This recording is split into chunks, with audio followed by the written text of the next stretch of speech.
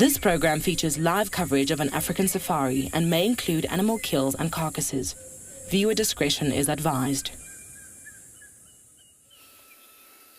Good morning, everyone. Welcome. Our leopard deer has just repositioned. Not the most ideal views, of course, she heard live, and it is in fact Princess Tlalamba. What else could we want? Let's just see if we can show you another rosette or two. But we will reposition in just a moment. Oh, there we go. Beautiful princess. And of course, that can only mean one thing. It's a very great start to your safari through the African bush.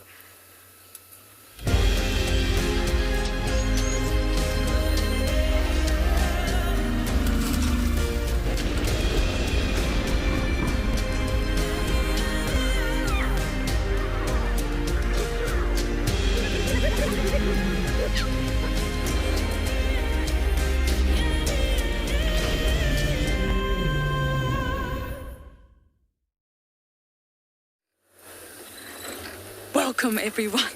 She was sitting so perfectly and she's just moved. But of course, we do have Miss Tlalamba here. Not entirely sure we're going to be able to give you a view right now. But my name is Lauren. I do have Marcel on camera this morning. And Merry Christmas to those who celebrate. If you don't, just have a wonderful day with your family. You're very lucky to be around loved ones. You are my family for today. Okay, unfortunately, there's a vehicle in front of us and we don't have a view. Well, let me see how we can navigate around this. Okay, we might have to reverse and go around. Tlalamba, very, very typical. Okay, please do talk to us today. It is your live safari. Send in all your comments and questions. Your lovely one at FC on YouTube, hashtag Wild Earth on Twitter, or you can, of course, go over to our website, wildearth.com/explorers. We are going to reposition for you and we're going to send you guys across to Ngala. Beautiful. Good morning and a very Merry Christmas from all of us at Ambient Ngala. And this morning we've found something quite special. So what you're looking at on screen is a white-headed vulture, one we don't often see here. Quite a beautiful vulture. I think it's probably one of my favorite vultures out here.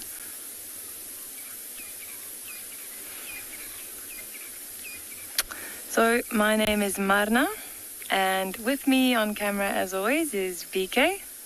So I just quickly want to show you in the book, seeing as we can't see the colors too nicely, but if you have a look here, so you can see where the name comes from. Obviously, they've got a distinct white head, but also the bill is really beautiful. So it's got that blue at the base and then a red tip. And this is actually one of only two vultures we find in southern Africa that hunts for themselves. So this white-headed vulture and the lappet-faced, they don't just scavenge, they sometimes hunt for themselves. Actually, it looks like he has now disappeared. He flew off. All right, so our plan for the morning is to see if we can find a leopard.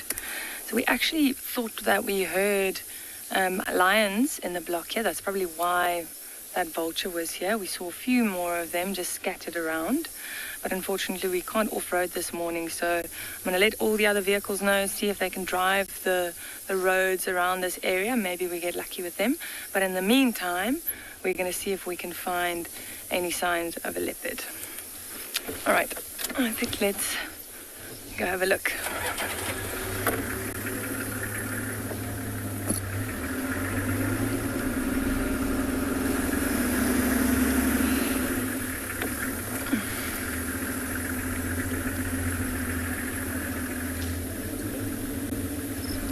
All right, we're going to send you off to Andrew at Juma.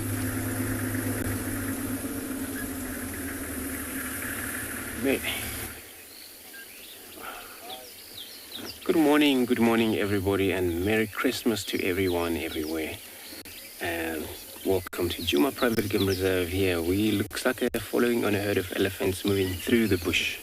And my name is Andrew. On camera I have Simon again this morning.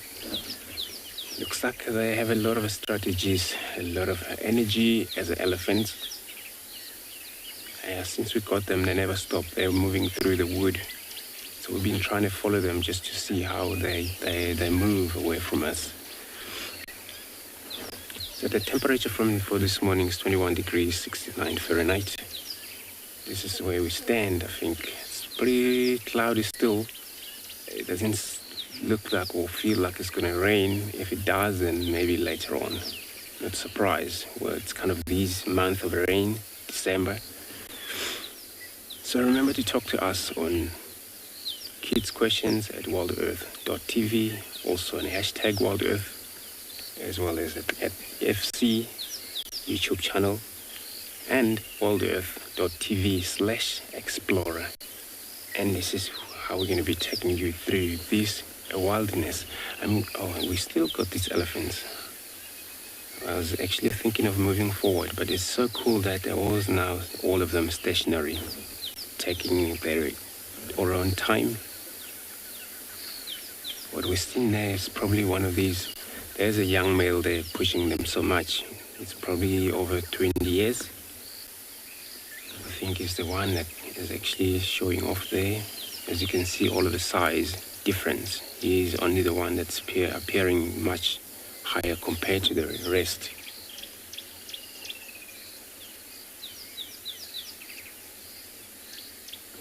And then I'm sure they've actually been moving a lot at night, because they do that. They eat at night also during the day. Time for them to rest, as the elephant is so shorter. Maybe in an hour, maybe 45 minutes. This is where they think of maybe just take it easy.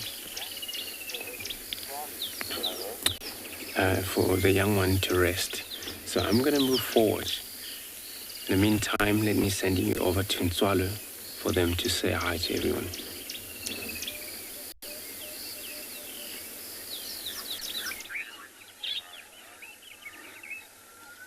Good morning and welcome to Tswalo in the heart of the Kalahari. We're currently at Chikudu Dam, just listening to some bird sounds as well as looking for some tracks. Our game plan for this morning is to follow up on bat-eared fox and hopefully find some tracks of cheetah in between the dunes. My name is JP LaRue, and behind the camera we've got Davy. Hello. So for the moment, if you would like to just enjoy the scenery and soak up the sounds, we're going to start a little bit of tracking around the dam, see where the tracks are going, and from there on make our way slightly further west.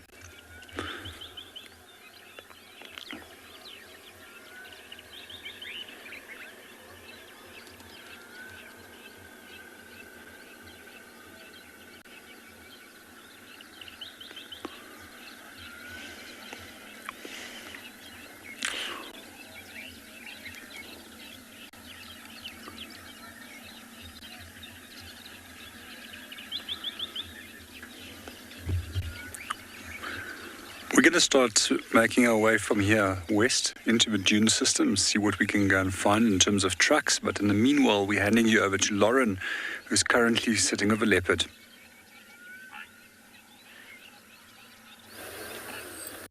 Our Christmas cat is very busy, Miss Tlalamba here. I think she is the culprit behind the kill that we found yesterday. And it's still untouched. I wonder if it's a Christmas present for Daddy? I'm not sure. But it's completely untouched. And the rather unfortunate thing right now, she is heading into a drainage.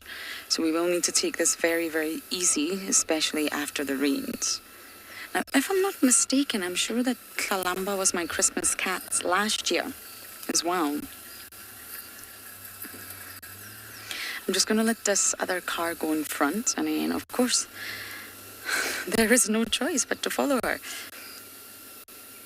I just cannot believe that kill right next to camp. That little impala lamb is still hoisted and still completely untouched. Okay, one must move. I'm just going to let Aubrey go in front of us, everyone.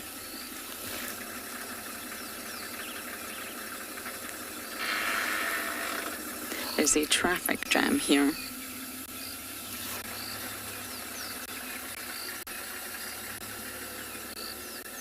Yeah, we've lost her for now, I'm afraid, everyone, and I just want to let the other vehicles go in front so they can all get a chance to view her. I think I'm blocking everybody's path. Ah, she walked right behind the car. It was so nice to see her again. It's been quite a few days without leopards, I'm afraid.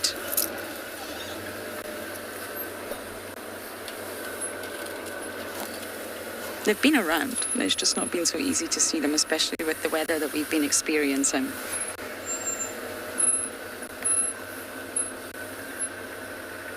Hopefully she won't go too deep into this drainage. This drainage, unfortunately, is what one would call a nightmare.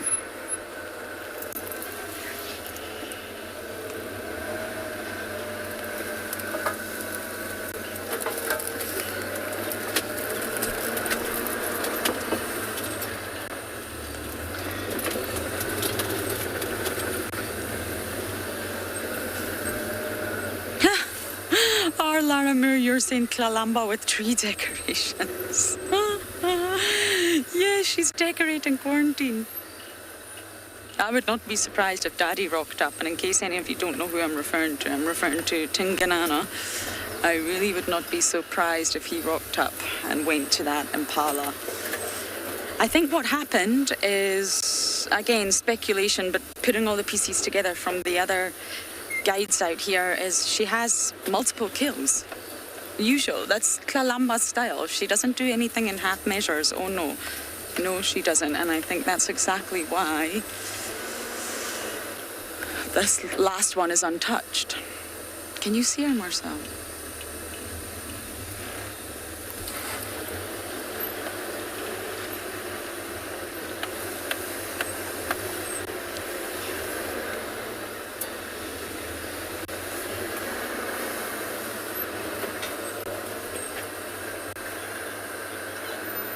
She's over there, Marcella. Just gonna have to navigate this. She's walking straight west.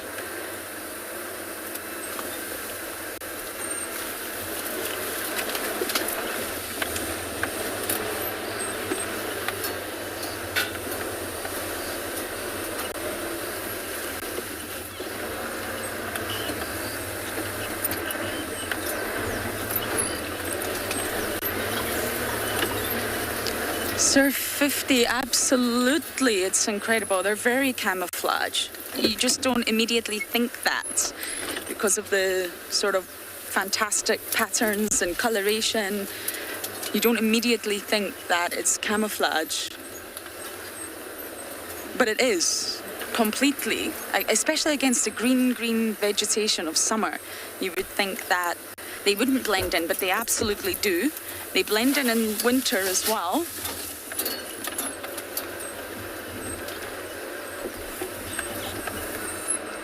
Do you see her, Marcel? I just need to figure out what the other vehicles are doing.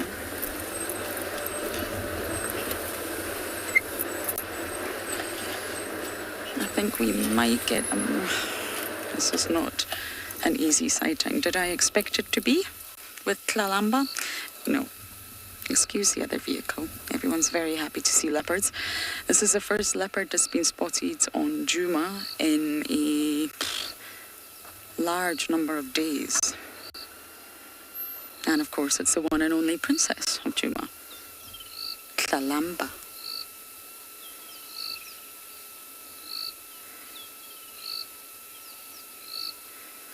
Klalamba, you cannot possibly be looking to kill. You have one.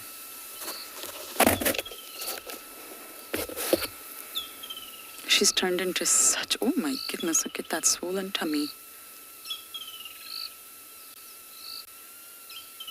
She is full. I think she's definitely had another carcass.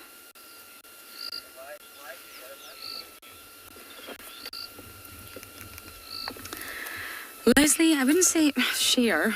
I don't know if that's the correct word. She tolerates him as daddy after all. And he used to be the most dominant male in the area. He appears not to be so anymore. He's gone very nomadic. And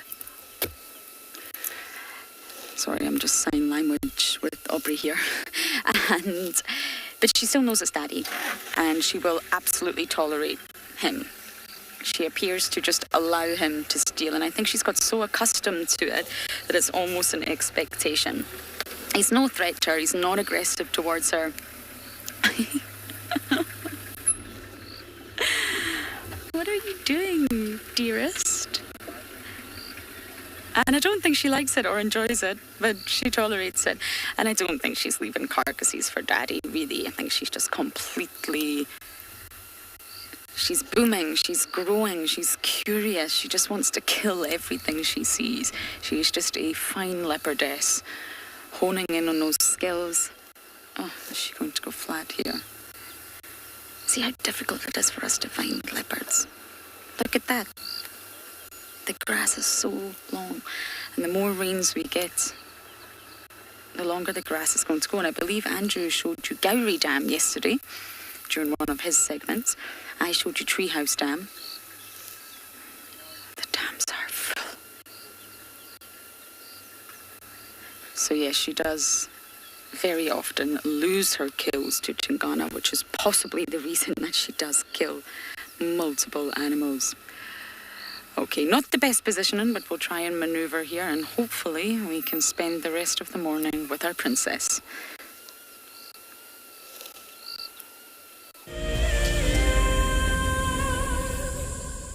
Welcome to my car. This is Wendy, and she's my favorite. She would love to have your name engraved on her so you can be with her every single time she goes on a safari here in Djuma. If you become a Wild Earth Explorer, you will have the opportunity to buy an engraved tag which we will attach to her. We will make sure to send you a digital picture to show you exactly where you are sitting on her. You will have front row seat in every single sighting. My name is James Hendry, and I work here at Djuma Private Game Reserve in the Sabi Sands on the western fringes of the Greater Kruger National Park. My favorite part of getting questions from viewers is that we get to have long and varied discussions about all sorts of different aspects of nature. Because our audience comes from all over the world, it's very special to have different perspectives from everywhere. If you want to submit a question on Wild Earth, you need to register on our website. Once registered, go to the Live Safari page and submit your question beneath the live feed. Hello everyone, my name is Trishala and I am a naturalist and safari guide here in Djuma Game Reserve in the Sabi Sands in South Africa. I think that the information that we provide, and most importantly the questions that you ask, give both you and I a really good idea of what's going on. My friend Fernando here, he's a flat-necked chameleon and I love them. They're just these gems that you manage to find in the bush. Catch up with the guides daily here on Wild Earth.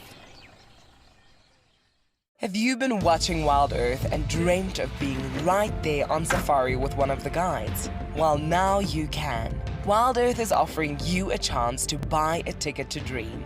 You or a friend can hop on board a live Wild Earth show and join our guide on safari. The ticket is redeemable at any of our locations, anytime in the future. Only a limited number of tickets are available, so don't wait. Get your ticket now and start dreaming. Terms and conditions apply.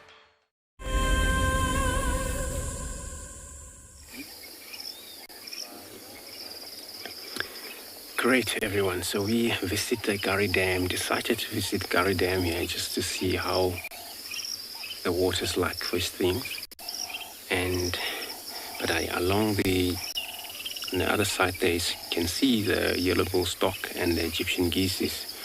They're doing their best of searching for anything they could find, especially the stock, which you would search for frogs, fishes that is in this dam here. And all water birds, they are so happy having water so that they won't travel from one place to another, expecting this dam to be dry off maybe during the winter. I think if it's full enough, we're able to manage to hold water throughout the winter until the next season, the raining season. It's actually full there. Not properly, but it's not actually overflowing yet. But it's nearly there. So if we're going to have another rain, then it's going to be right overflowing.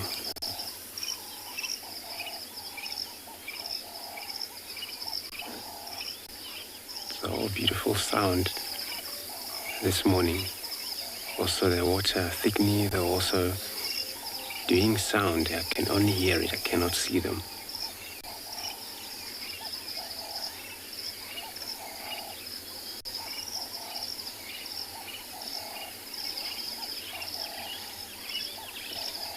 All southern ground hornbill from way distance, a vocal like almost like cat or lion.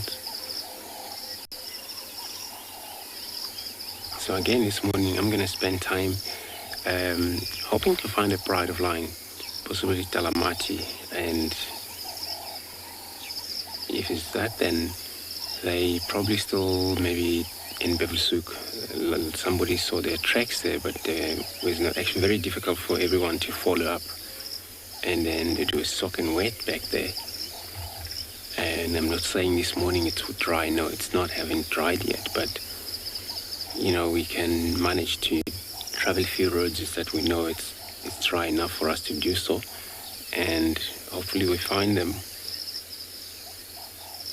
And nobody know what they will be doing anyway, because all I know, when it's pouring rain,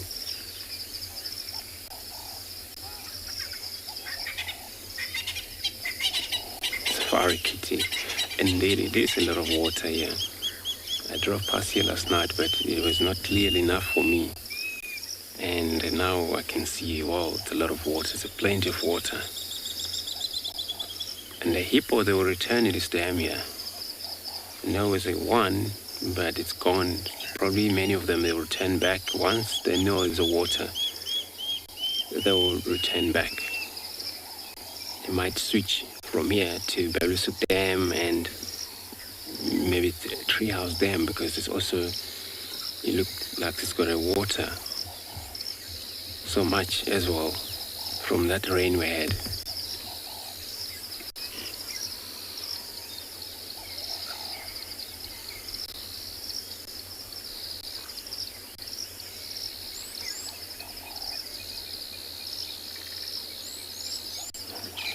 The morning sound is deadly quiet, only birds that you can hear. And, you know, every time I stop, I'm also keeping on an eye or listening to any audio of maybe lion or any of maybe impalas, alarm calling, or kudus, those type. Because sometimes they can indicate you if there is a danger or there is a cat near them. So you always respond to them and then check what they might see, and then you find what you're looking for. Usually when they're warning, it can sometimes for a python, anything that is danger to them.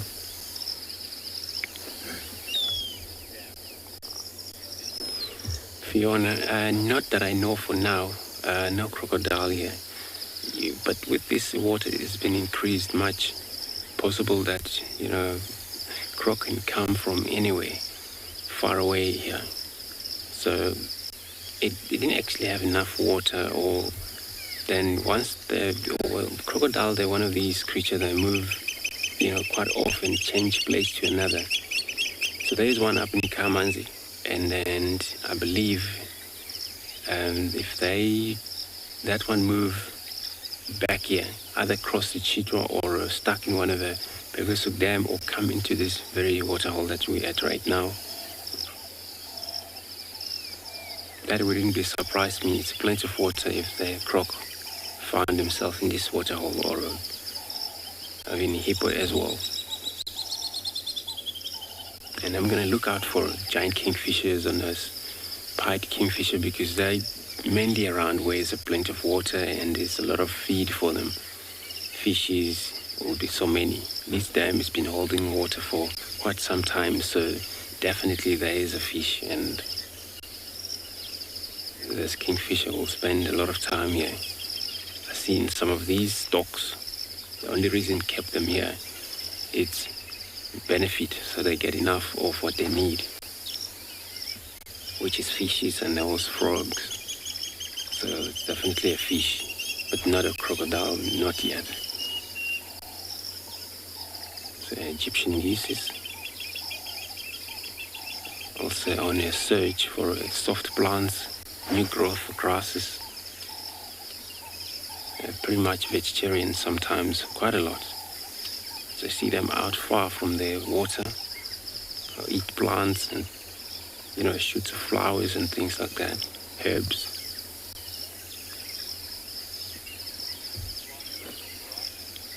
So I'm going to carry on, do my check to the east. So I'm going to be sending you over to Tswalo with their giraffe.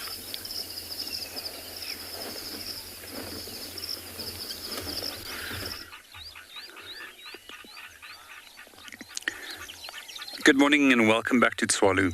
We're just enjoying a sighting of a big giraffe bull in the distance, busy browsing on the trees.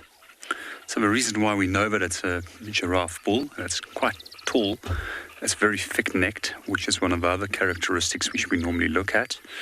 And then if we also look at the coat pattern, in general, we find bulls to be much darker than females. However, one of the darkest giraffes I've actually ever seen was actually a female. So if you're still in doubt after looking at all those characteristics, you can just always look underneath the belly to make 100% sure. One of the interesting things that I find about giraffe bulls is that they don't really focus a lot on the quality of the food that they eat. They eat, they get full, and move on.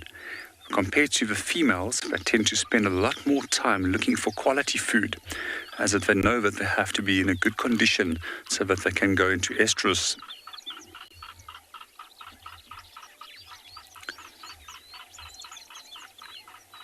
One of the most fascinating adaptations that giraffe has is when it comes to feeding, and that is to where they have a very special type of saliva that's on the tongue that basically deflect the thorns off the tongue from the acacias which they feed on. Another adaptation that they have is also an incredibly thick and leathery lip to protect them. And lastly, every lady's envy, those beautiful eyelashes, also serves the purpose of protecting the eyes against thorns.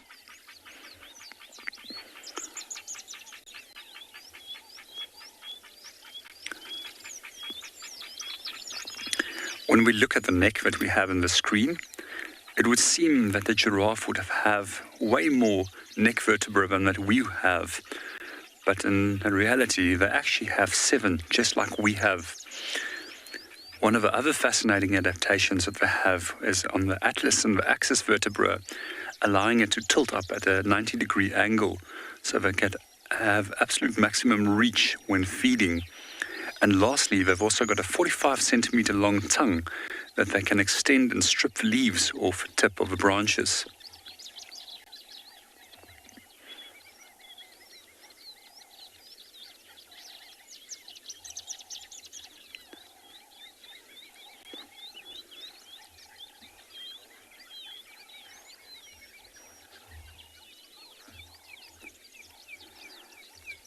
Good morning, Laura. Yes, I do. It's a rather flat ossicones. So for those of you that are not sure what is an ossicone, those are the horn-like structures that the giraffe has on his head.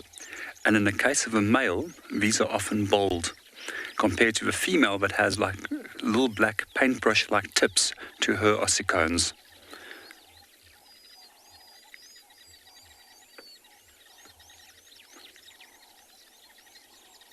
Quite often when you see giraffe, they pause and then they swallow. And just like buffalo and antelope, they're also ruminants. They hold the record actually for being the largest ruminant. They also hold the record for being the ruminant with the longest gestation period. Just to give you an idea, females can carry up to 457 days.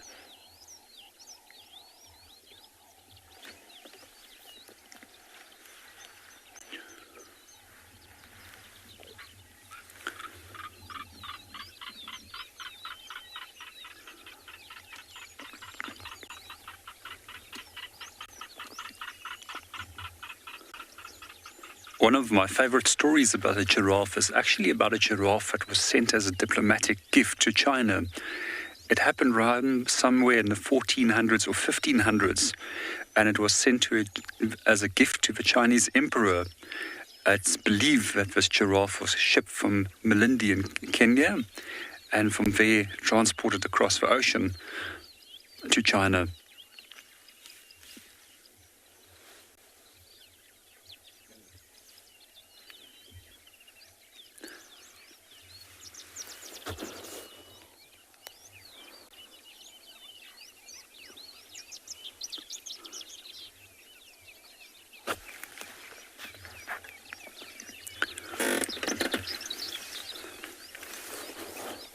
Good morning, Miss Sunshine.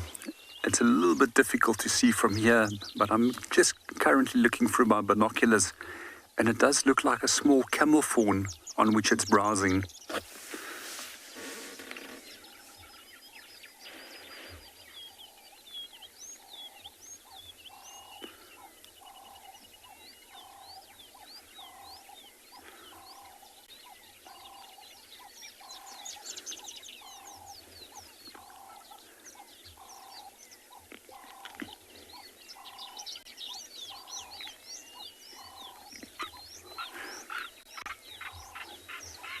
Every now and then we'll see, once he stops eating, then he'll look up and he will actually stare into the distance. Giraffes have got incredibly good eyesight, and it's believed that they can keep contact with one another on flat-grounded areas at distances of up to 3 kilometers. As guides, they're also incredibly useful for us, as they often will spot predators and stare at them in the distance, sometimes even coming closer. Quite often when we do conduct walks and we find giraffe close by on foot and they're not staring at us, we know that there's very likely a predator to be on the ground.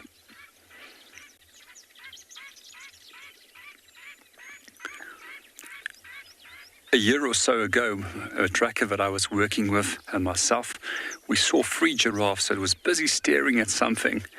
We were really excited, and we thought we had a leopard on the ground. Eventually, as we came closer and to the area to come and see what they're staring at, they were staring at 2 porcupines, which was also quite strange to find them being active in the early parts of the day, as porcupines are normally a nocturnal species.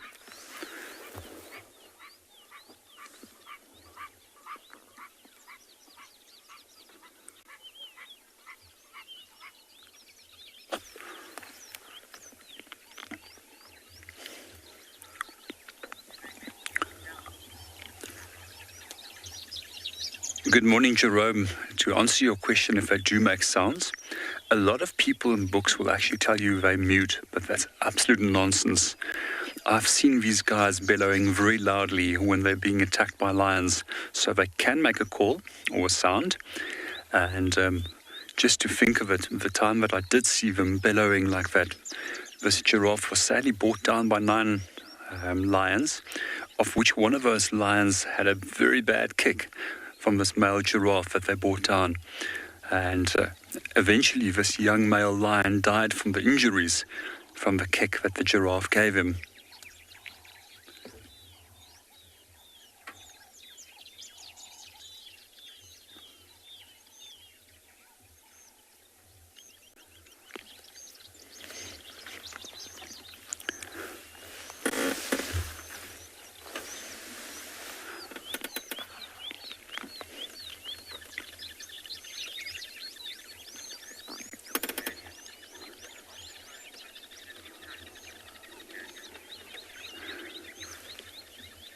Good morning, Daniel.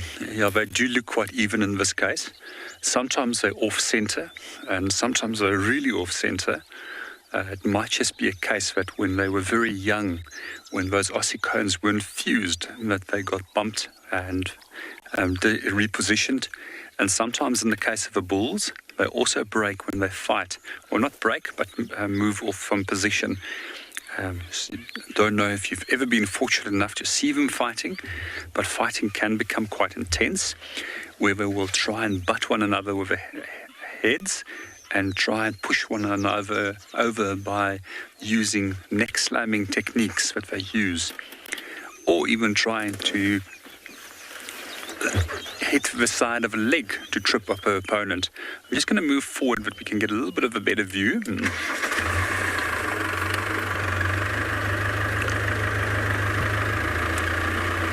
So quite often when they do fight and their heads do connect, you can actually hear it as a very loud thump. So while we're on the topic of male giraffes fighting, one of the interesting things that I do find is that the neck actually evolved to become incredibly long, because the longer your neck is, the more easier it is for you to push over an opponent. Fortunately for the giraffe, one of the benefits from it as well became that they could eat at a much higher level than many other herbivores can eat.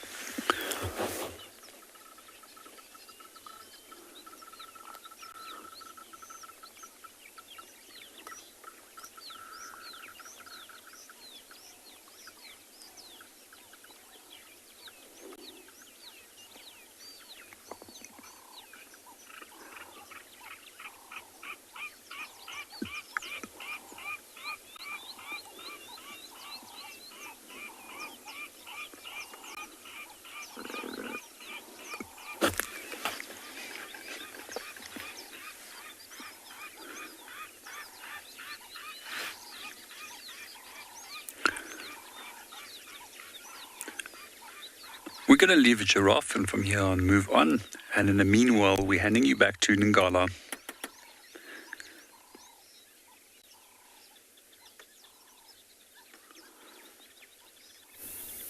Alright, so from one giraffe to another. So the reason we stopped with this giraffe was because he was staring into one of these shrubs quite intently. So like you probably already know, giraffes rely on their vision for social reasons, but also for early detection of predators. So a lot of the times when there's a predator in the area and you see a giraffe just staring in that direction, it helps us find the predators as well. I think you were discussing the vocalizations with JP now, and if they see a predator, they don't really make any alarm calls like some of the other animals, like the wildebeests or the impalas. They just stare. Obviously they have that height advantage, so they can look right into these shrubs. He's still staring, and whilst doing that he's also ruminating. You can see he's chewing. Now you might see when he swallows, you might see that ball of food going down his neck. Let's see if we can follow it down. Still chewing.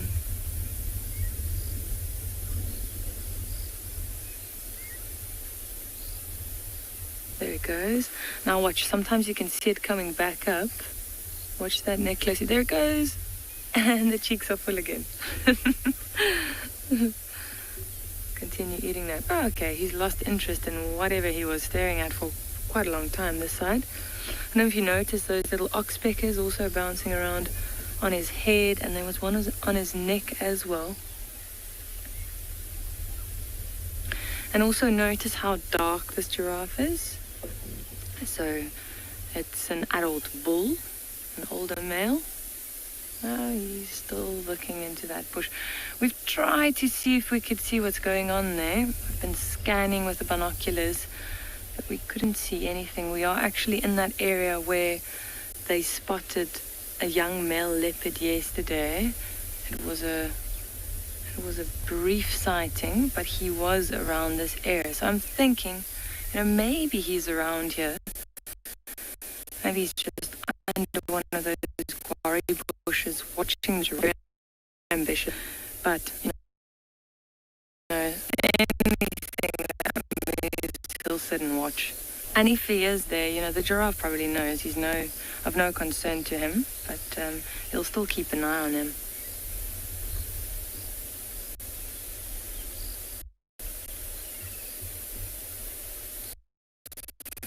And he looks up at the tree, and it's almost like he wants to start feeding, but then he looks back at the at that bush again.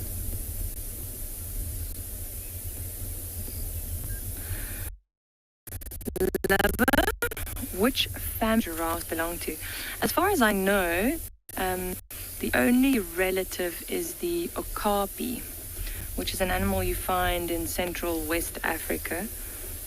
And yeah, quite a bizarre looking creature. They are beautiful though, but it's almost like it's a cross between a zebra and a giraffe. So pretty much the head of the giraffe, so the horns kind of look the same, or the ossicones, and then they've got stripes on their rear ends.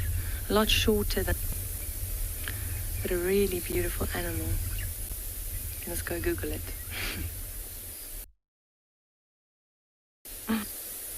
Talking about those ossicones, so those little horns on the head, you can clearly see that this is a male looking at the horn. Now from the back especially, it's quite clear. You'll notice that there's no hair on the tips of the horns, because these males fight, so they lose the hair on the horns. Not a horn lying like a buffalo or one of the antelopes. It's just bone covered in skin. A buffalo's horn, for instance, would be bone covered in a keratin sleeve or sheath.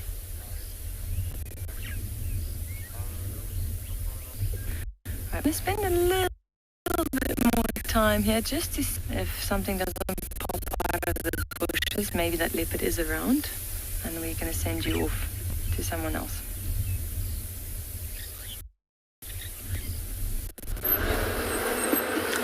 Well, that was quite the mission. Miss Tlalamba has gone deep into the drainage, and it's the drainage south of Quarantine that goes along Rebecca's Road, and it's not possible for any of the cars to get in there. So there's 3 vehicles working the area. We'll do our best. I'm convinced at some point she's going to go to that carcass. She has to. Someone's going to go to it at some point.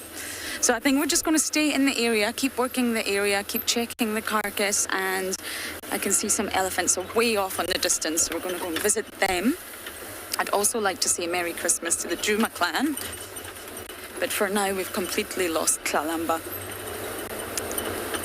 They do not make it easy. In winter, there's a chance we could have maybe kept up with her for longer, but not with the summer that we are having right now.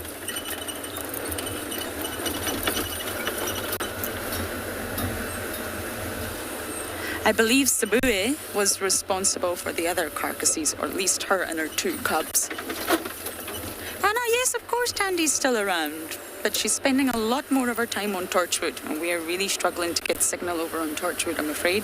Tandy and her cubs seem to frequent First Rock almost daily. She spends a lot of time with her cub now, her son, and yes, she's not crossed into Juma in the short time that I've been here. Torchwood seems to be the place for them, especially First Rock. Kuchava's also spending a lot of her time on Torchwood.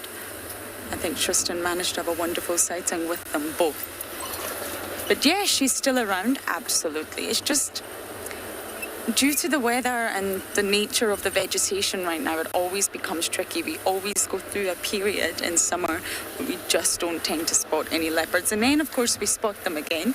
And once you start to know where they all are, it's easy to find them. But when you come in with a blank slate, it's very tricky to spot them all.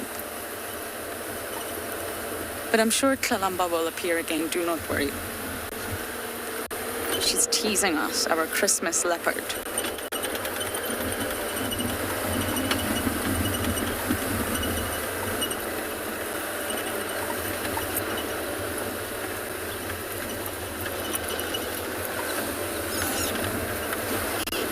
Okay, we're going to go around to these elephants and just keep working, and at some point she's going to pop out. One hopes.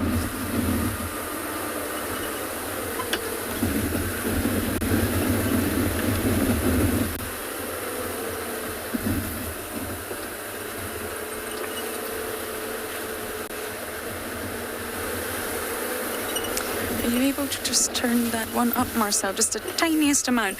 I didn't catch that. No, Sibui was responsible. Gowrie, really not far from where we saw the kills. And she's with her 2 cubs, Shasha and Langa, and they're on another kill. And word of mouth said that they were responsible. Not sure about the ewe that was on the ground, the Impala ewe from yesterday, but I heard that Sibui or one of her cubs was responsible for the Impala lamb. There's other people checking the area there right now, but she's still very much deep in Little Gowrie, so there's no chance that we can view her, I'm afraid.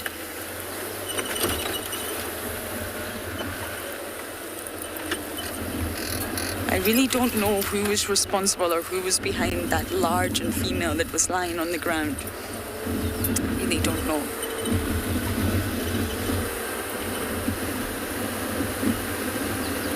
I did see some elephants, I promise. Did you see them, Marcel? Okay. I'm not going crazy.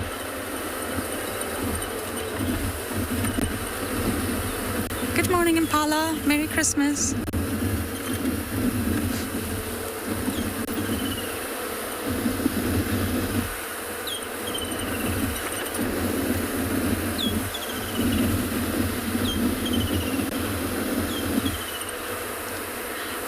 Both. Leopards are sort of considered arboreal, so they spend a large portion of their life and their time in trees.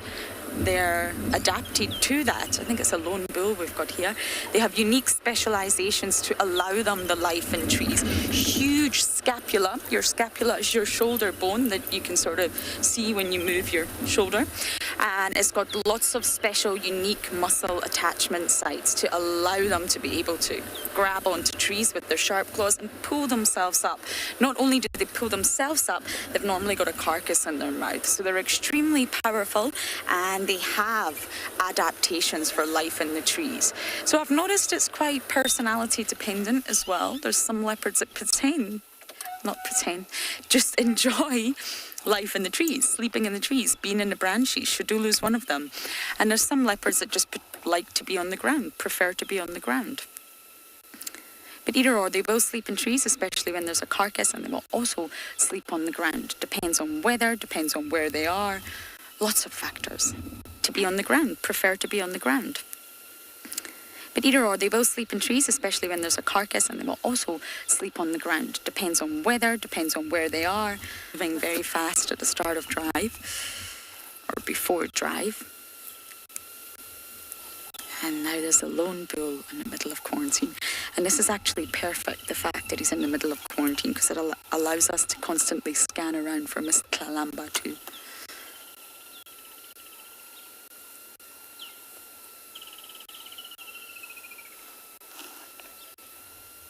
Listen to the constant shrill of the woodlands.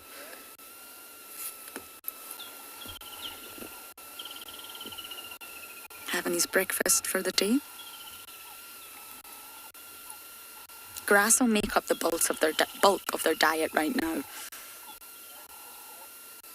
You find in summer, they will still sort of debark or ring bark trees, but not so much because there's so much choice around right now.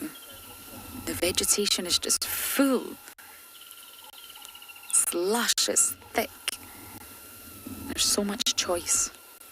So their diet will become more varied.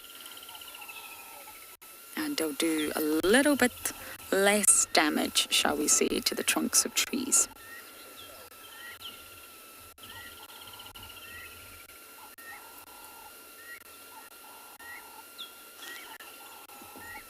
They're very relaxed bull. I also don't see any signs of that temporary madness that goes under the name of must.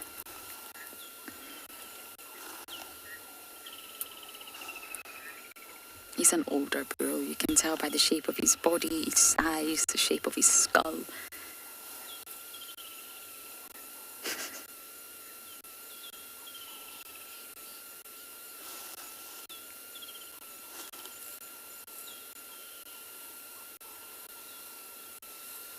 Okay, I'm going to try and stay with this bull a little bit longer and keep a lookout for Tlalamba, but for now, you guys are going to pop over to Swallow.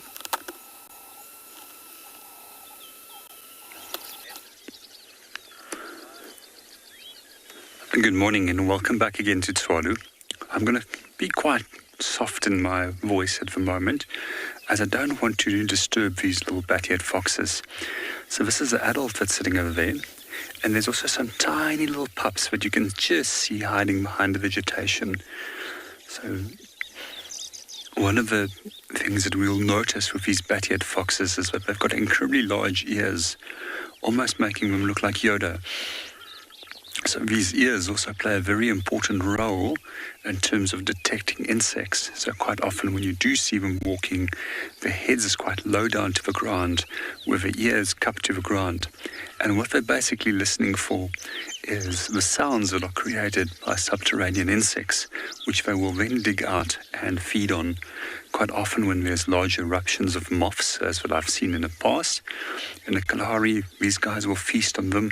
They also go for termites.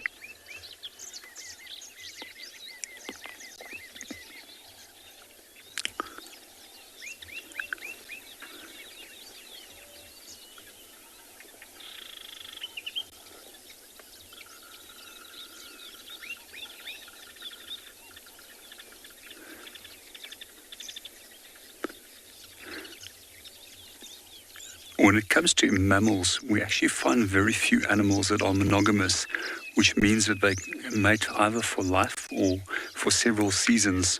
It's a characteristic which is more typical with birds.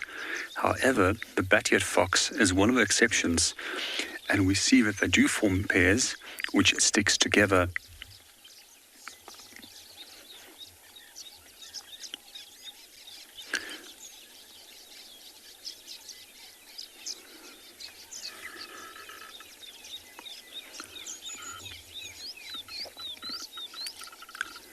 Oh, beautiful. There's a pup.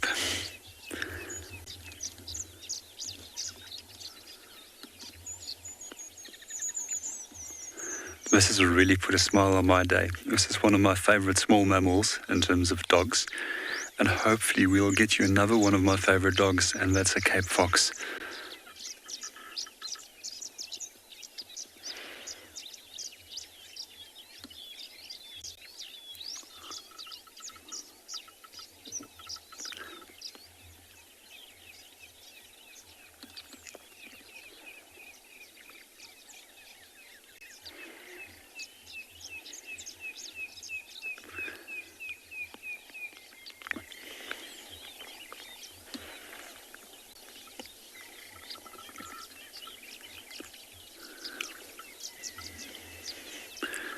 I'm trying to see how many pups there are at the moment. It looked like 2, but they can have up to 5.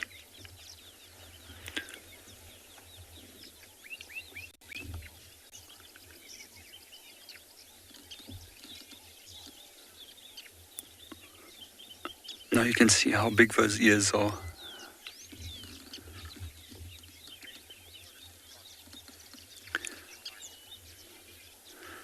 Good morning, Arnold. The Cape Fox is still slightly smaller than that they are. Just to give you an idea, when it comes to the bat-eared foxes, they can weigh up to 5 kilograms, where Cape Fox is more typically around by 3 to 4 kilograms in weight. And they appear a little bit more slender than the bat-eared foxes are. So we actually nickname them quite often fat-eared boxers because of their shape and because they look so chunky, and that appearance just makes them look a little bit bigger than the Cape Fox is, although the Cape Fox is still lighter in weight, as mentioned.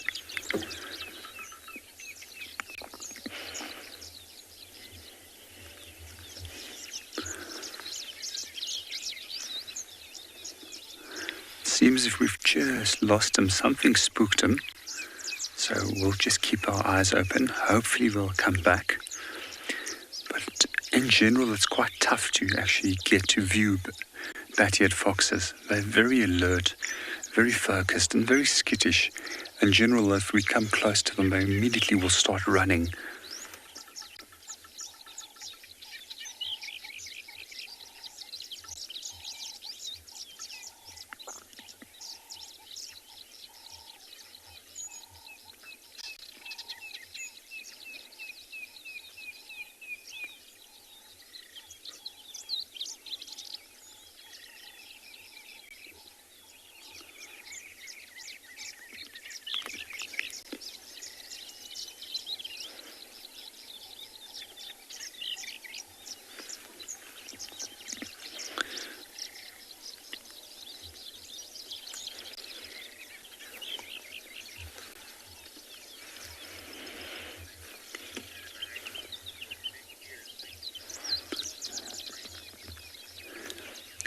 Good morning, Anna-Marie. I think you're right. It's probably what makes them such interesting animals and just adds to the next level of cuteness.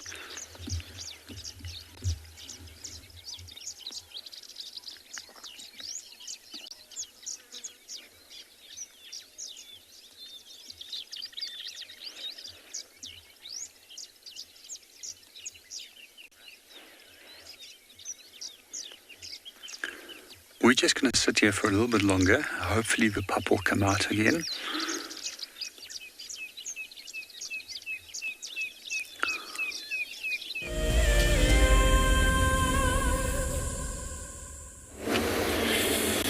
Great, so we're still checking here. Now we're checking the eastern boundary where there is no sign of a cat coming into Djuma or out of here. And we've got an audio of lions calling from very far south. So we're going to end up checking there or see if we can communicate to the guys from the west, because then it sounded like two male were calling in there. So it happens maybe to two of a Voka or I think so. Since, Duck Man was seen up in Beulishoek. If he hasn't returned back south, then they will probably maybe trying to communicate with him and hooked up again. So I know these two of Avoka, the other one, they haven't been in the area for quite some time. It's because maybe they spend a lot of time with the Nkohumas, and while the Duckman is with his bride, Dalamati, in this side here. So we found out. Never know, maybe they're close to the border or there's a sighting happening there that we don't know of. So we're going to check it out. But it's so important just to know what is across the border, what not, so that you know for sure that you don't wander around and you're missing out all of the action happening in the property. So we now know that no lines that came in from the north or from the east to the west. So let's try, see if there is any chance we can get a sighting of them.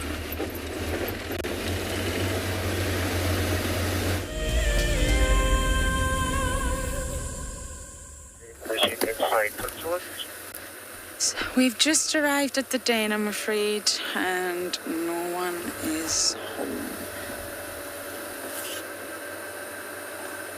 So of course that means we're just going to reverse right out of here. Merry Christmas, y'all. They'll be inside tucked up having a nice sleep in.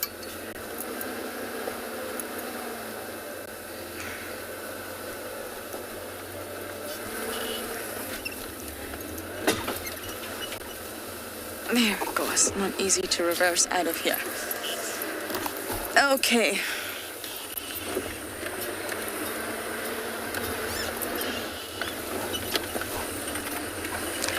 Good question. I would love to know the answer myself. There's one active one. And the Djuma clan last year changed dens at this stage with older cubs a lot more often than what they are doing right now. It's normal for them to change for hygiene reasons, safety reasons. The den can become very overloaded with parasites and they'll just decide to move. Let it dry out, let it air out. But they've stayed in this one a particularly long time, I feel, especially with the number and age groups of cubs. I always just check this second one, just in case there's any sign of intima. But there's nothing. So yes, there's only one active one, but they have a network of mound, if you like, that they tend to use. So we know of quite a few of them. One has collapsed, so I don't believe, actually two have collapsed, so I don't believe they'll be using those dens again, I'm afraid. But I'm sure there's more we don't know about. Absolutely sure. There's some that we just don't know about. They could be deep in the middle of a block and we've just never seen them use that one. But they're creatures of habit, I like to say. And these dens, the Philemon's 3, are particular favourites with the Juma clan, which is perfect for us. It's not far from camp, and it's just really easy to access, easy to spend time there. There's sort of a parking bay. We don't just park anywhere at the dens. We are told exactly where to park. There's sort of 3 different spots to allow 3 different vehicles. And yes, it's just a perfect viewing dens. So I'm going to stay in the area, just start to do wider loops. And as I do that, we're going to send you across to Pinda to say good morning.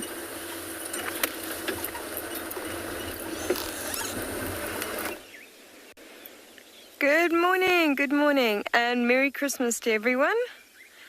As you can see, we have got a beautiful female giraffe this morning, giving us a bit of a show.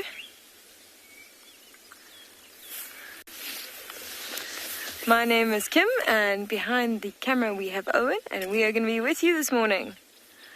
So, it's been raining a little bit here at Anby on Pinda Private Game Reserve. So that's why we've been a little bit late coming out this morning, but luckily the rain has cleared. We've come across this journey of giraffe, or actually at the moment I suppose it's a tower of giraffe because they're all remaining a bit still, right outside our game lodge. As you can see, this female is just busy ruminating at the moment. We just watch. There we go. Hope you all saw that. She just regurgitated a little ball of cud that went right up to her mouth, and she's going to chew it into a finer powder and then probably swallow it down again. She's been playing hide and seek with us the last few minutes. She keeps going behind that bush, out in the front and behind it again. Almost as if she's a little camera shy. I just want to give it a little bit of time, see if she walks out in front of us.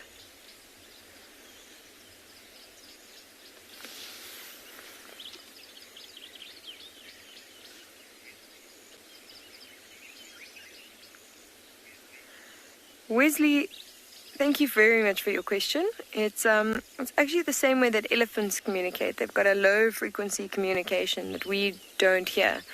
So we originally thought that giraffes were completely silent, but it does seem that they have quite an ample communication and can hear each other over quite a distance. And so they can be communicating right now, this whole group of giraffe, and we wouldn't be able to hear or know a thing. Now, I used to think that there was quite a few species that would be able to communicate in this way, or maybe even pick up this frequency. You often see giraffe, here we go, she's walking out. Giraffe around zebra. And I used to think that the zebra would pick up on the frequency because there would be a lot of times when the giraffe would notice a predator and the zebra would suddenly become alert, aware of that predator, even though they had no sort of sign of the predator for themselves. Until the one time I saw a lion that was perfectly positioned, zebra walking right towards it. Lion was downwind from the animals, was completely covered, and they had no idea they were walking right into an ambush. And the giraffe had spotted it for quite a while before that.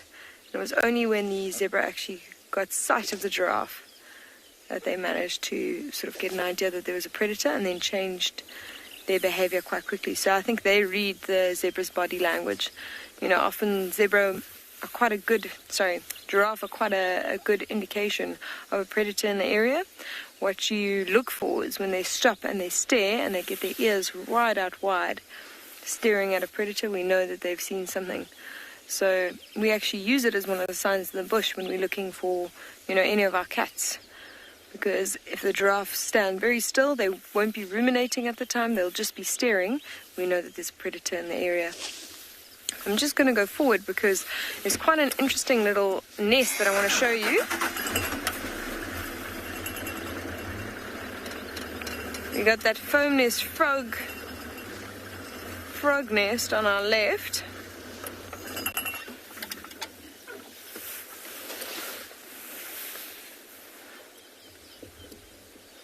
Which is actually a very interesting nest. Now, you'll notice that there's a puddle of water just below it. And these will suddenly come out after the rains. And these foam nest frogs are very clever.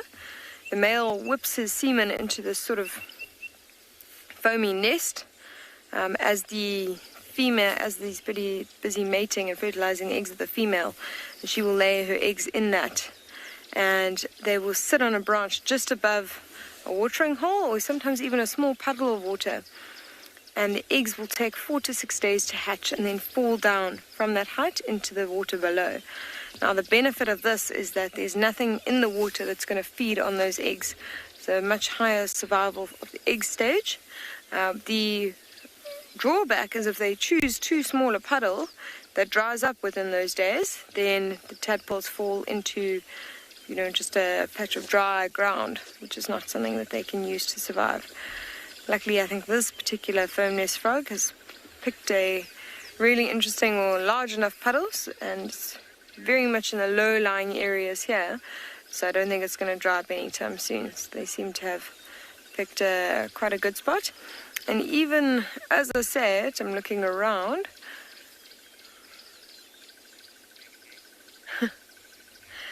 Even as I said, I'm looking around and I see like a little bit of activity in this water, so I can see that there probably are some tadpoles here and already, so maybe they've already hatched from this nest. Tri-state, it is a big nest, and it's such a tiny little frog as well.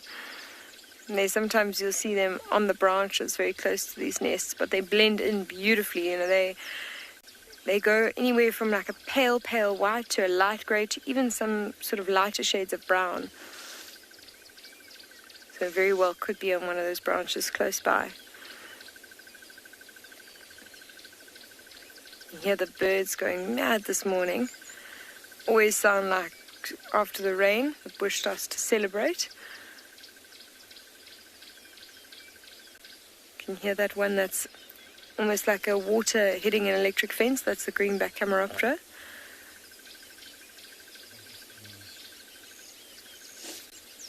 And then we've got the crested barbet. That's that one that.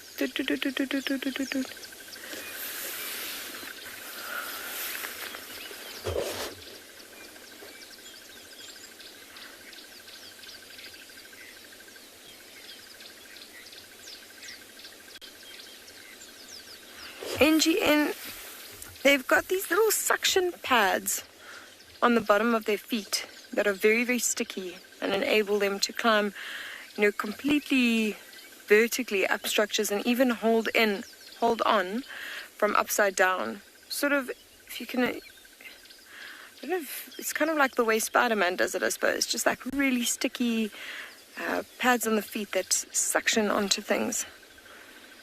It's quite an incredible adaptation, one that can be really useful, I'm sure, especially when you think about these areas that they need to sort of make their nests. If we have a look at that foam nest, we think about it, those frogs must have been upside down when they made that nest. There's even another one on the left-hand side, so 2 of them have decided this is a good spot to lay their eggs and to make their nest. Just having a really good scan on these branches, seeing if I can maybe find any sign of the frogs themselves. As I say, they are really camouflaged. Incredibly hard to spot.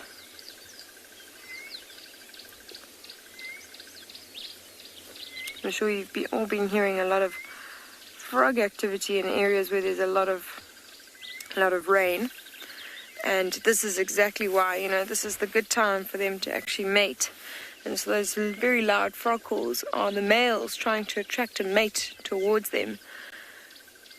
And it's because right now there's ample condition for them to actually lay their eggs, and a lot of water for the tadpoles to live in. So what we're going to do is we're going to just take a casual drive this morning. Drive around, see if there's any signs of animal activity around. Focus maybe on the smaller things. Look for some rhino and some of our grazers in the area. And we are going to send you over to Swallow, back to the bat-eared foxes for now.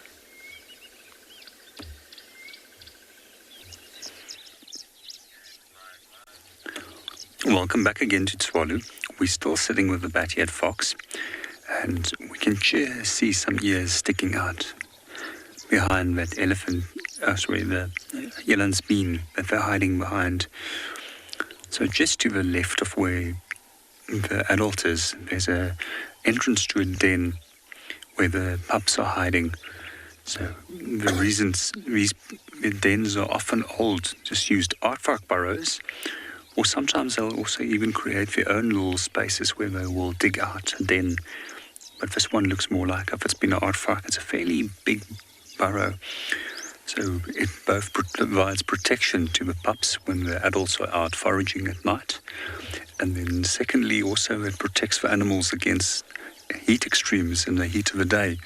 Those burrows will be some 14 degrees cooler underground than that the surface temperatures will be.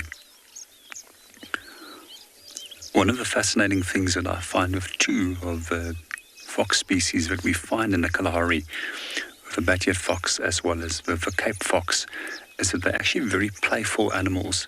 And we see even that play is often used by adults, seemingly to strengthen a pair bond. And play is not very typical of adults. It's normally something that we see in young animals, which is there to develop adult skills and to become physically stronger.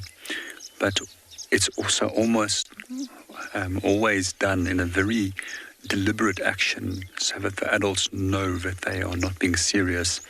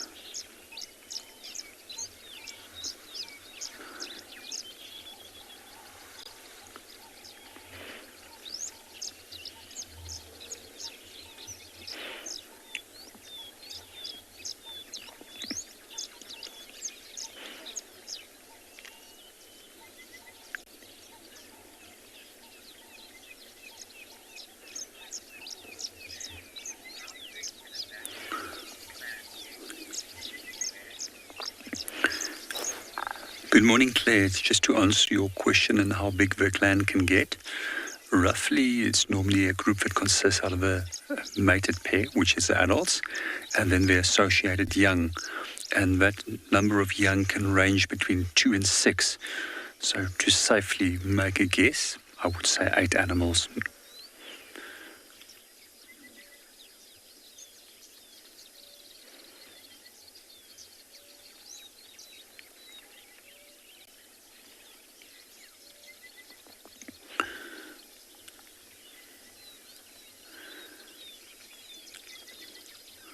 One of the behaviors that we often notice with many of the dog species like jackals and foxes is that the young will stay with the parents for a prolonged period of time, and then thereafter they will break away from the parents and go and seek their own areas or territories. From here we're handing over to Pinda again.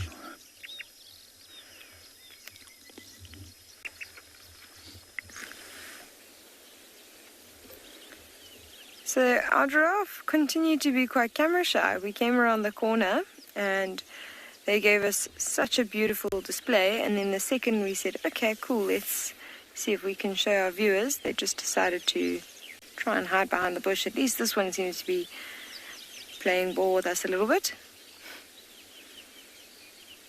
He seems a bit more bold than the female we saw earlier. As you can see, he's got those thick ossicones on the top, with almost like a buzz cut kind of feel. So that's a young male. The reason I say young is he's not quite as tall as the females, and the males tend to be a little bit taller. And it seems that they're having a little bit of a Christmas party with the zebra on the left there, all indulging in some leaves, and the zebra's feeding really nicely on the grass this morning.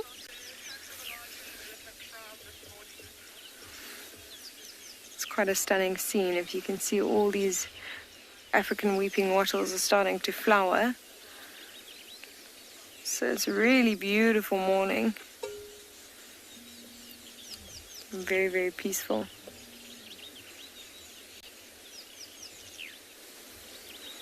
You can see that grinding motion that male giraffe is busy doing. So again, we've spoken a bit about ruminating. You can see that they're very specialized to grind down the matter to a very, very fine powder. They tend to favor one side, just as humans do, chew more on the one side. And they only have molars, the same number of teeth as humans, 32. Most animals actually will have 32 teeth.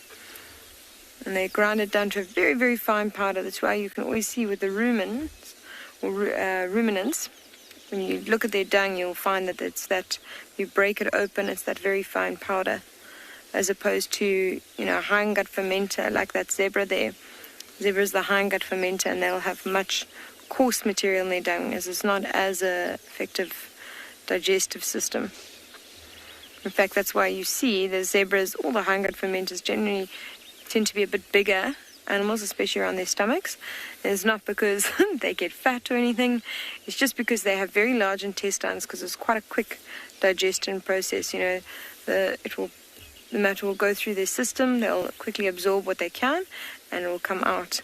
And also methane is a large byproduct of that process. So that's why often when zebra run away or get a fright, you can hear them farting. It's the methane coming out, and why they seem bloated all the time. It's a really good example of this. I've just seen some of this ruminants down here, and I want to just show you. If we break it open here,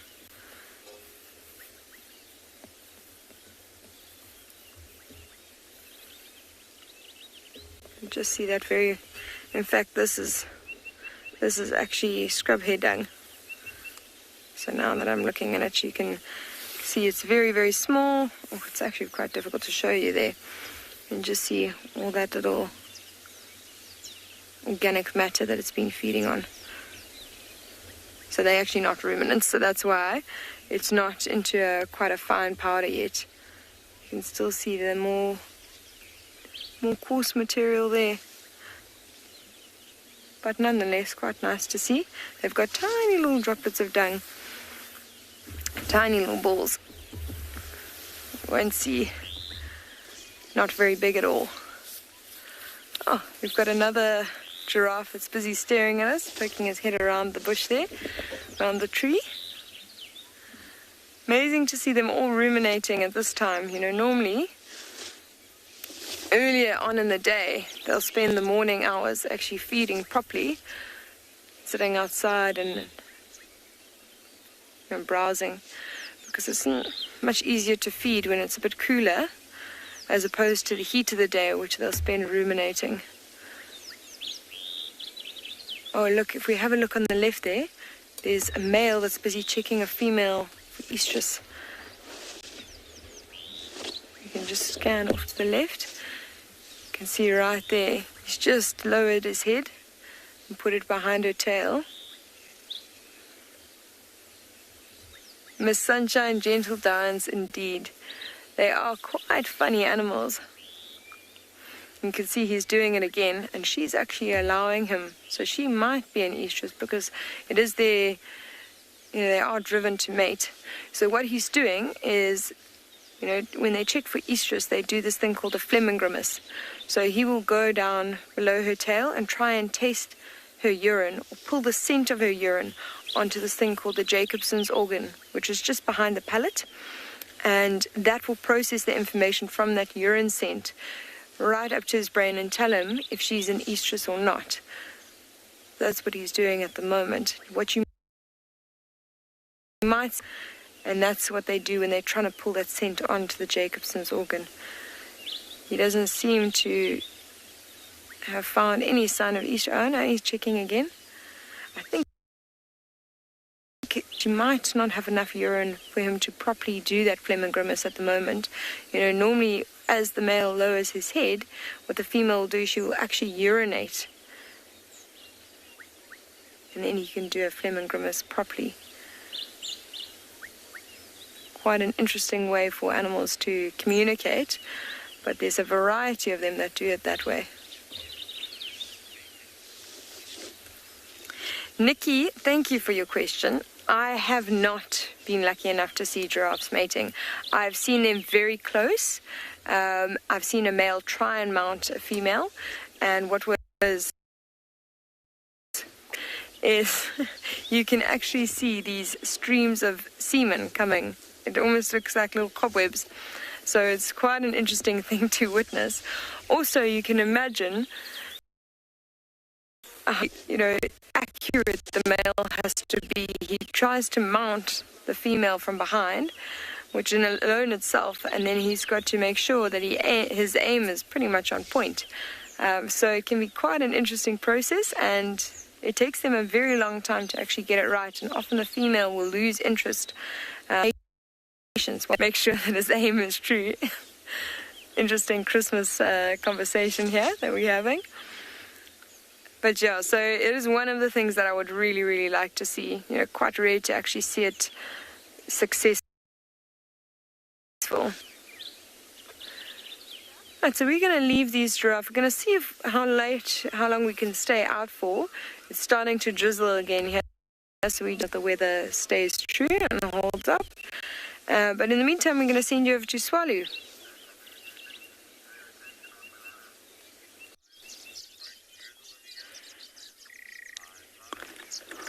Welcome back to Swallow. We're still sitting with the bat-eared fox, and just as we thought that the sighting was totally deteriorating, they popped their heads up again. It's not often easy to actually view bat-eared fox, as they normally run off on the sight of a vehicle coming closer. What we also quite often find is when they do hide from you, they lie flat down to prevent that the ears break the outline of their body, so making them less visible to you or a potential predator. And they normally sit quite tight right until the last moment, until you're almost on top of them. And in generally, if they're in a group, they tend to scatter in different directions. And then it seems if they almost always then regroup immediately and run off in the same direction. A very similar strategy that impala quite often follow is by first scattering on the approach of the predator and then immediately regrouping again.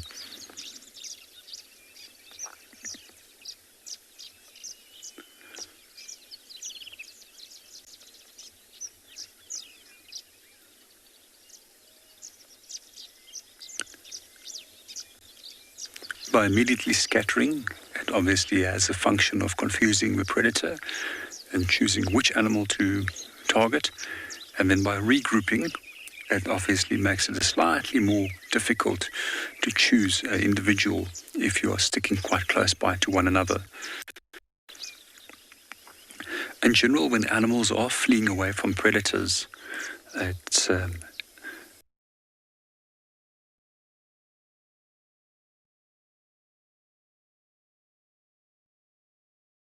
the junction of Central and Final Cut Line. Are we live? Oh my goodness, lots of voices. Sorry. I was listening to the Game Drive radio there. Apologies. I don't know where you just came. Look at the size of that. Is that a... My goodness, I know you've just been discussing the foam nest, but this one is new. It's amazing when you're driving and you start to see all the new ones pop up, and this one is huge. And it's not in a great position. It's not high. Wow. I'm not sure I've ever seen this before, but this nest is just lying on the ground. There's a chance it might not be successful.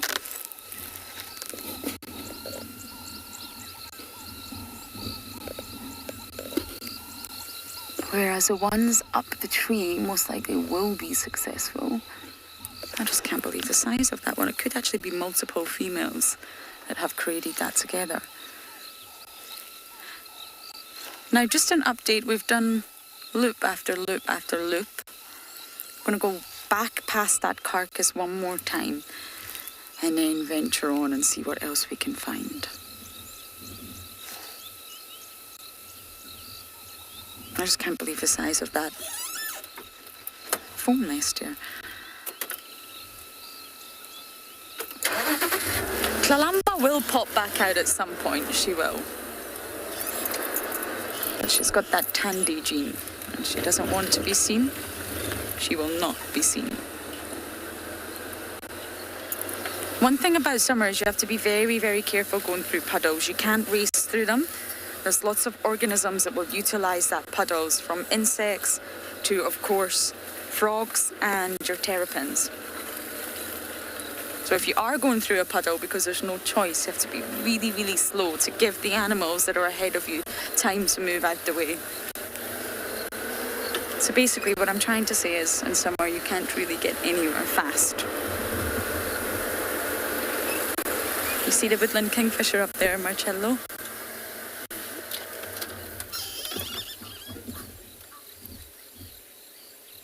A quiet woodlands kingfisher. I think it's just had a bath. Now, when they call using that special bird voice box that's known as the larynx, it's exhausting. It takes up a lot of their energy. It's not easy to constantly call, constantly display, constantly advertise yourself for females. All of this eats into the energy budget, and that's exactly why they must eat. That's exactly why they're here in summer. To make sure they're stocked up, they're fed well, and they've got lots of energy so that they can spend it on calling, advertising, displaying.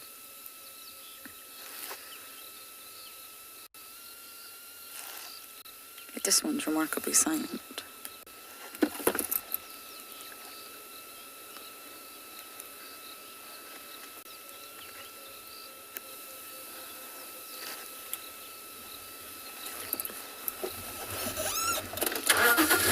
Stuck in bed, no popcorn, I'm afraid. I haven't had the pleasure of that scent filling my nostrils in quite some time.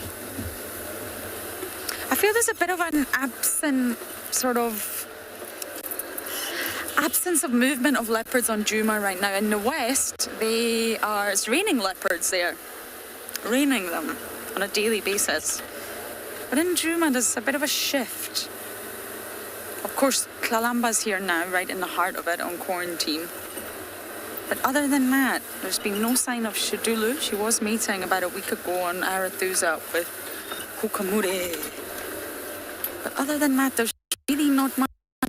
The Tandy's crossed over. I don't think Tingana's been here in the past week. There's just a real absence of leopards on Djuma. And this happens. Djuma's a very small property. So, of course, animals come in and animals come out.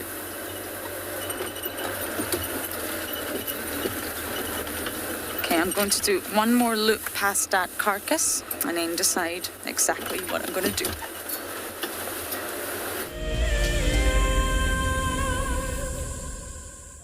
An ever-increasing part of the global population is losing its connection with nature. Wild Earth is here to reduce people's stress and anxiety, allowing you to escape into nature even just for a few hours a day. However, Wild Earth is expensive to run, and we need help from you to keep this ship going. Wild Earth Explorers gives you the opportunity to be a part of a program that supports the sharing of nature with the world. Jumbo, my name is Isaac Rotich. I come live to you every day from the Mara Triangle in Kenya, East Africa. I think the most underrated animal here where we are is the spotted hyena.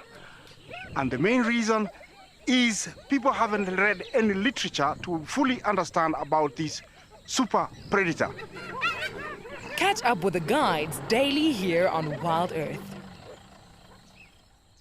Wild Earth is launching our brand new Explorer program with an opportunity to win a very special Wild Earth expedition. The lucky winner will get a behind-the-scenes Wild Earth experience at the magnificent and beyond Ngala Tainted Safari Camp. The prize includes a 3-night stay for you and a friend with a chance to sleep out in the unique Ngala treehouse. Become a Wild Earth Explorer and stand a chance to win this and many other prizes. Terms and conditions apply.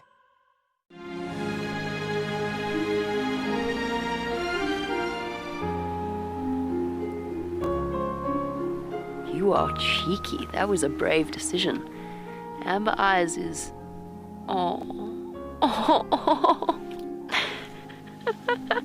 That is so magic. That was absolutely wonderful. Amber Eyes just gave that cub an enormous hug. Expect the unexpected here on Wild Earth daily.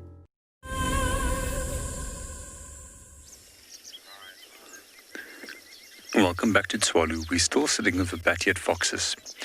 We're still hoping that the pups are going to come out and we can show them to you one last time.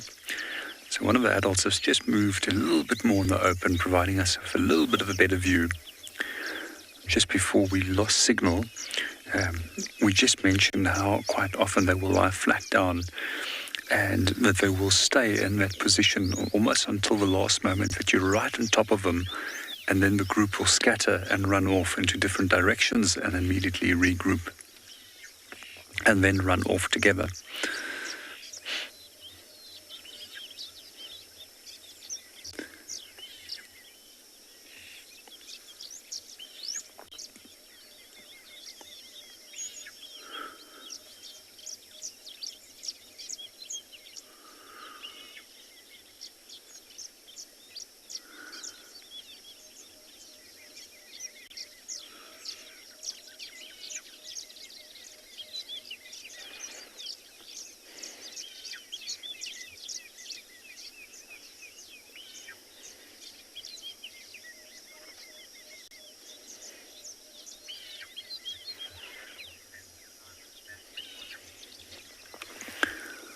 We're also very happy to spend time with them because it's quite exceptional for us to actually get them to be so still. And as mentioned earlier, they just generally run off as soon as you get close to them. It is actually one of the more difficult animals to photograph as well, for that specific reason.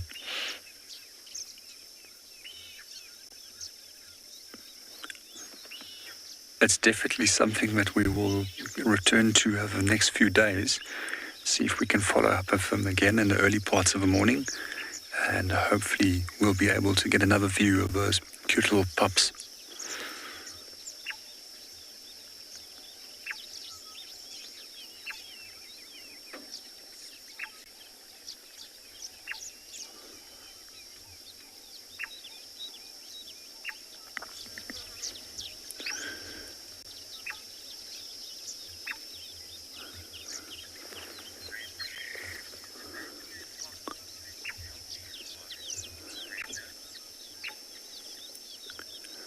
Good morning, Brenda. To answer your question on if a population is healthy, I would say yes, because they are quite a common species. However, not easy to view.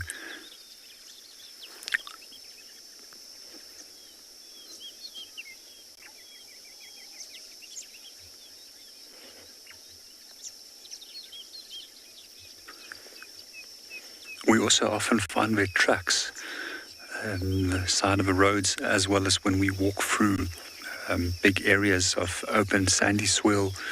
So there's always signs of them, and it's not, as mentioned, it's just a case that you don't always get lucky to actually see them as they run off, or lie very flat and you miss them when you drive past them.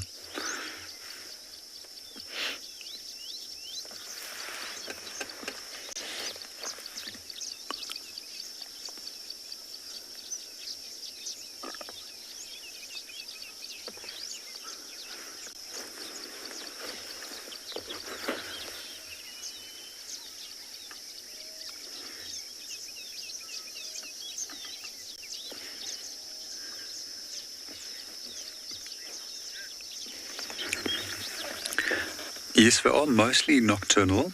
However, we do find them active in early mornings, especially if it's cool.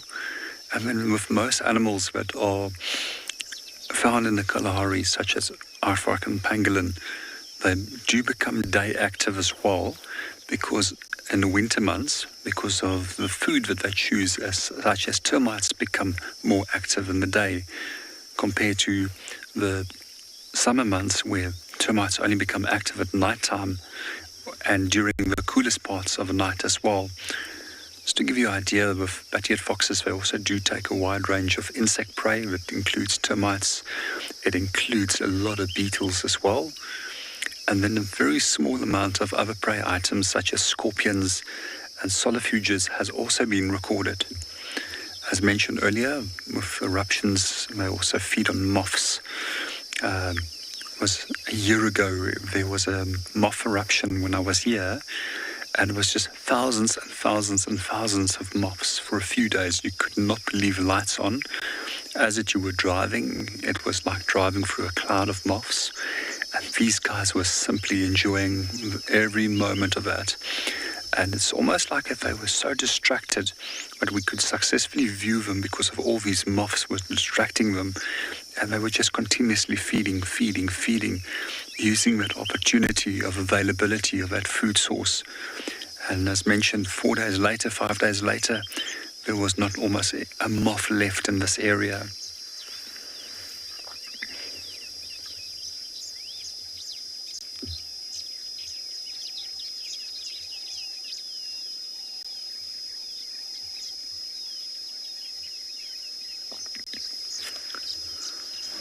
Oh, cute. There's the ears up again.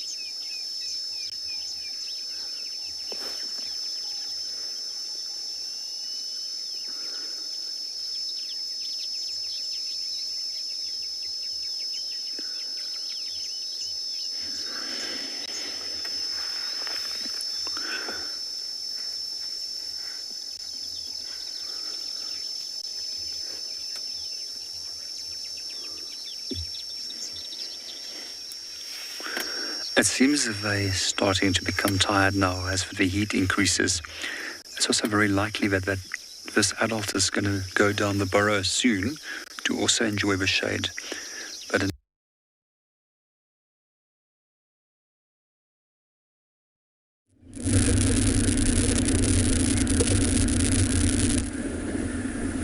Welcome back to Ngala.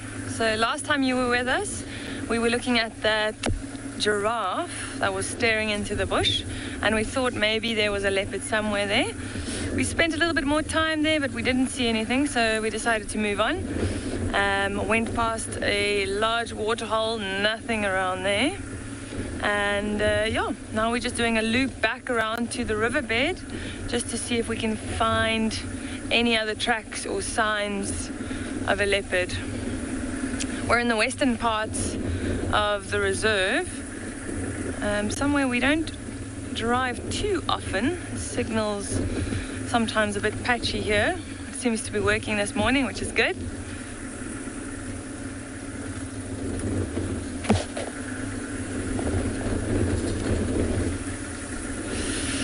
And a few large trees here. We don't find leopard in this specific area too often. That's why we're trying to get down to the river, where it's nice and thick and lots of large trees. Leopards do like that area because it's They like hunting in the thicker areas where they can stay concealed, and also having large trees around that they can hoist their carcasses. In this area we've got a lot of hyenas, so if they don't get it up a tree quickly, the hyenas tend to steal it from them.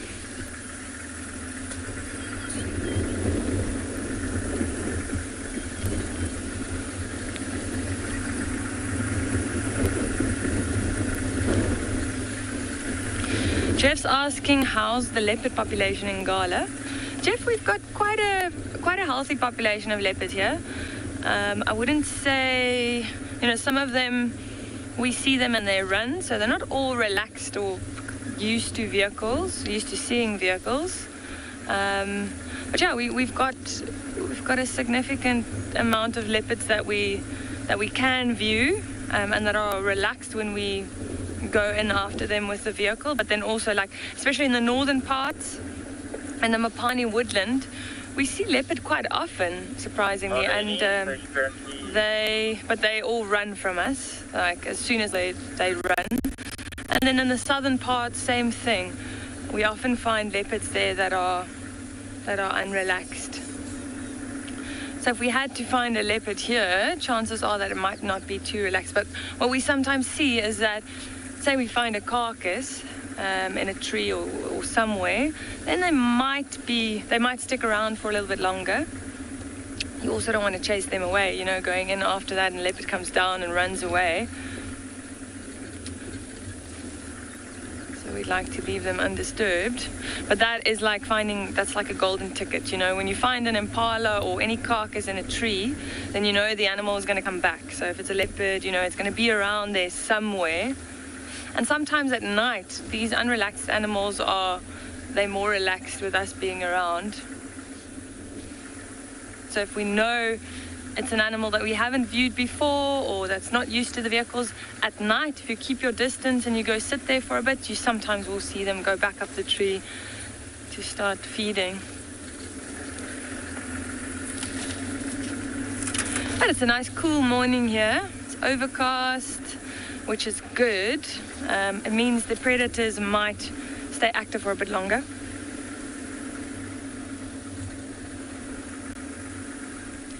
Lee's asking if insects are more active after heavy rain. Lee, they are indeed, especially those alates, the flying termites, and I'm sure you might have seen it on the show. Once we've had a lot of rain, those termite mounds erupt, and you'll just see insects everywhere. Now that's also why you have all these migratory birds here at this time of year.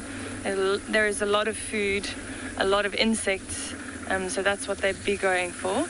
And the nice thing is that once all those insects start coming out, you'll see the birds, but you'll also see scorpions, you'll see snakes, you'll see frogs, all of these other little creatures taking advantage of the insects that are everywhere.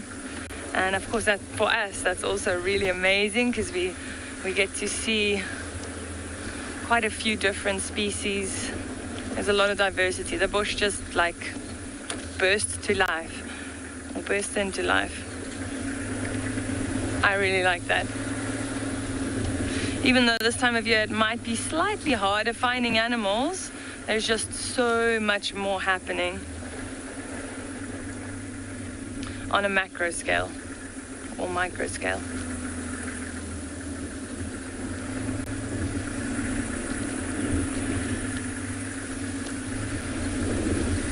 I'm really hoping that we can find a leopard this morning. It's BK's favorite animal as well, so hopefully we can find a little Christmas leopard.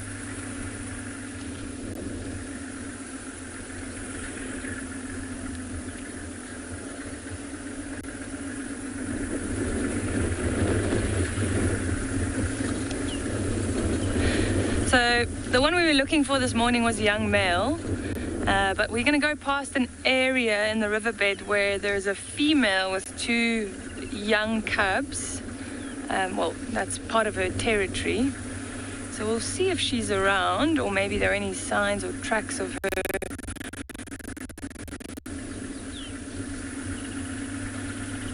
Oh, be really nice.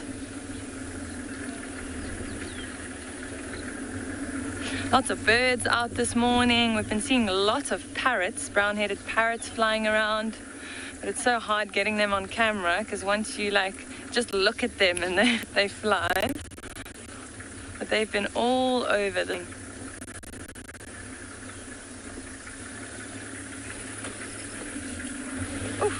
You can see the road's very wet from all the rain we've had recently.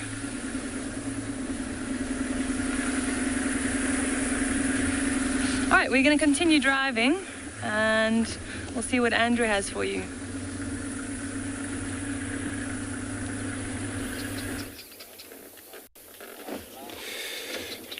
Good idea, Marna.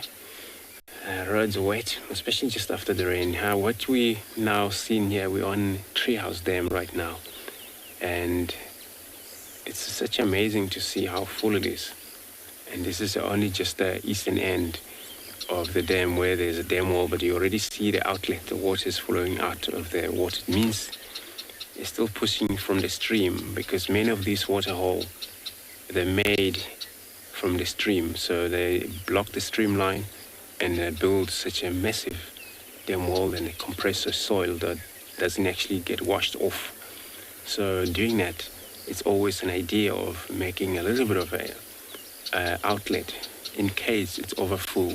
So this is what is happening here. There is actually an outlet. So we're going to go to the dam wall there. We're going to see the western sector of this dam, what it is like.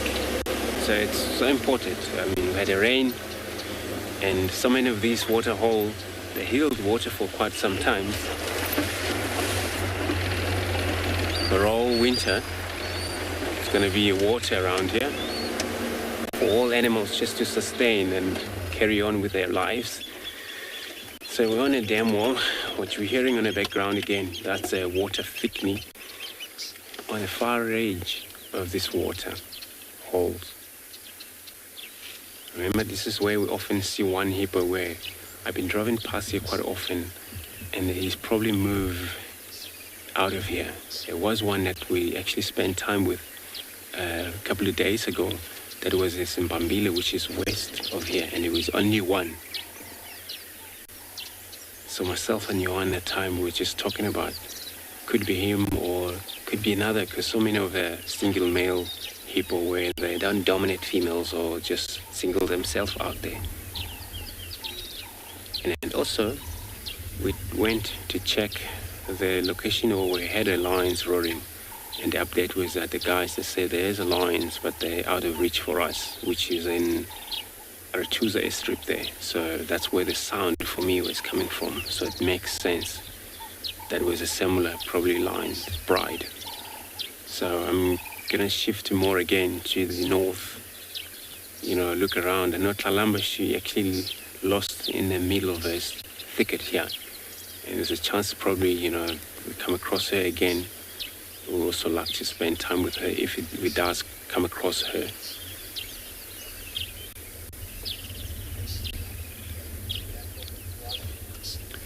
And then, let me move forward, check around. I'm going to send you over to Ntswalo with the jackal.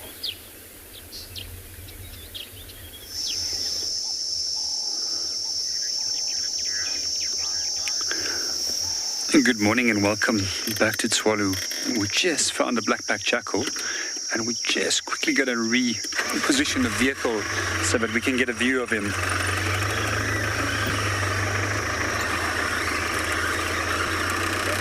And it's going to stop over here. He's going to pop right out in front of a vehicle. So this is our second dog species for the morning. So black-backed jackals are probably one of the more common species of dog throughout southern Africa.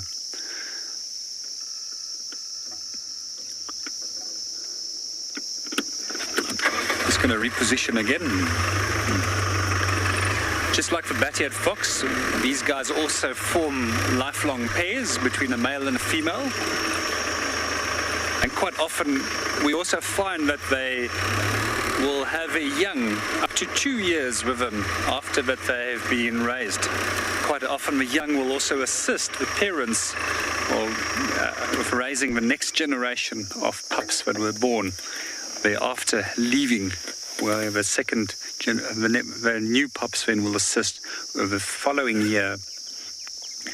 So black-backed jackals are also quite interesting animals. They're incredibly smart. They believe that if you do catch them in certain types of traps and they do escape, that they will share that knowledge amongst one another, and those traps will be useless within that area.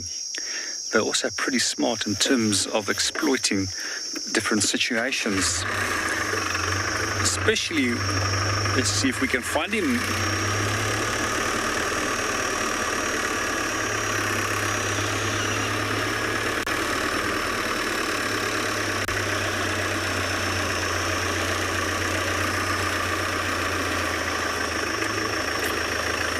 Yeah, good morning, Janet. Yeah, he's definitely on a mission. I've not been able to find him again.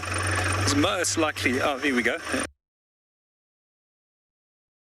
In the distance, in the shade of a tree.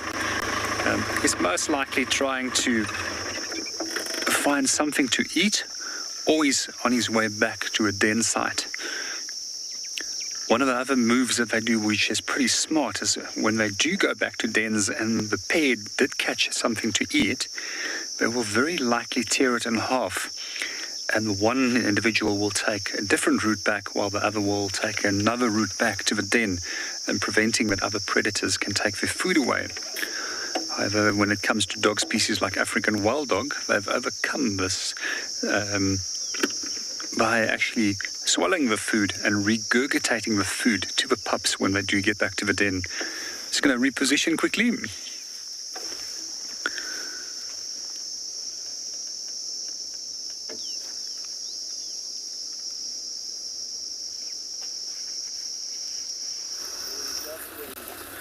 So we're back at the impala carcass at Gowrie, Maine, and I'm not here for no reason. We're not just watching a dead impala for no reason. Apparently, not one, not two, but 3 spotted cats are on their way. So there's lots of vehicles just waiting. It's actually not on Chitwa, believe it or not. It's on Little Gowrie, very, very close to the boundary line, so we can't go in. But we've got a perfect view from here anyway. So if I can get the chance to see Sabui, Shasha and Langa, the family of spots, then that's exactly what I will wait for. That would be the perfect Christmas, especially since Tlalamba decided to disappear on us. So everybody's waiting with bated breath. Everybody. It's a big gathering, and apparently they're making their way right here. So we're just going to sit tight. I know it's not the most pleasant thing to look at a carcass with nothing on it, positioned so perfectly in that marula there, but we're going to do it. Patience pays off out here in the wild, and I've always been desperate for a Sabui sighting. Had one not so long ago with Kharit, but sadly it wasn't the best visuals. It also was on Little Gowrie. Sabui's spending a lot of our time, most of our time, on Little Gowrie these days. So it's a game of waiting, I'm afraid. I tried really hard for Tlalamba. We went round and round and round, and she's probably taking a nap in that drainage line. Someone will come back for her carcass, whether it's Tlalamba or Tunkana, who knows.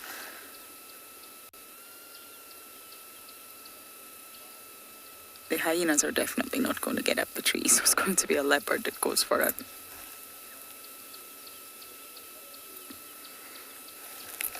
Oh, many of you are very thankful that we're sharing our Christmas with you guys today. Yes, I'm very far from my family, so you're all my family today, and Marcel's going to make us a wonderful marula-flavoured dinner, which I'm very excited about. And just the fact that we're getting to see leopards for me is wonderful. It's been a real long period without them.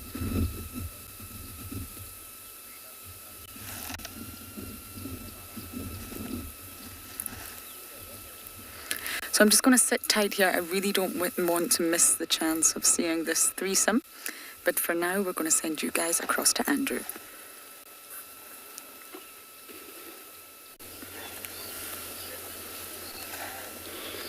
Good luck.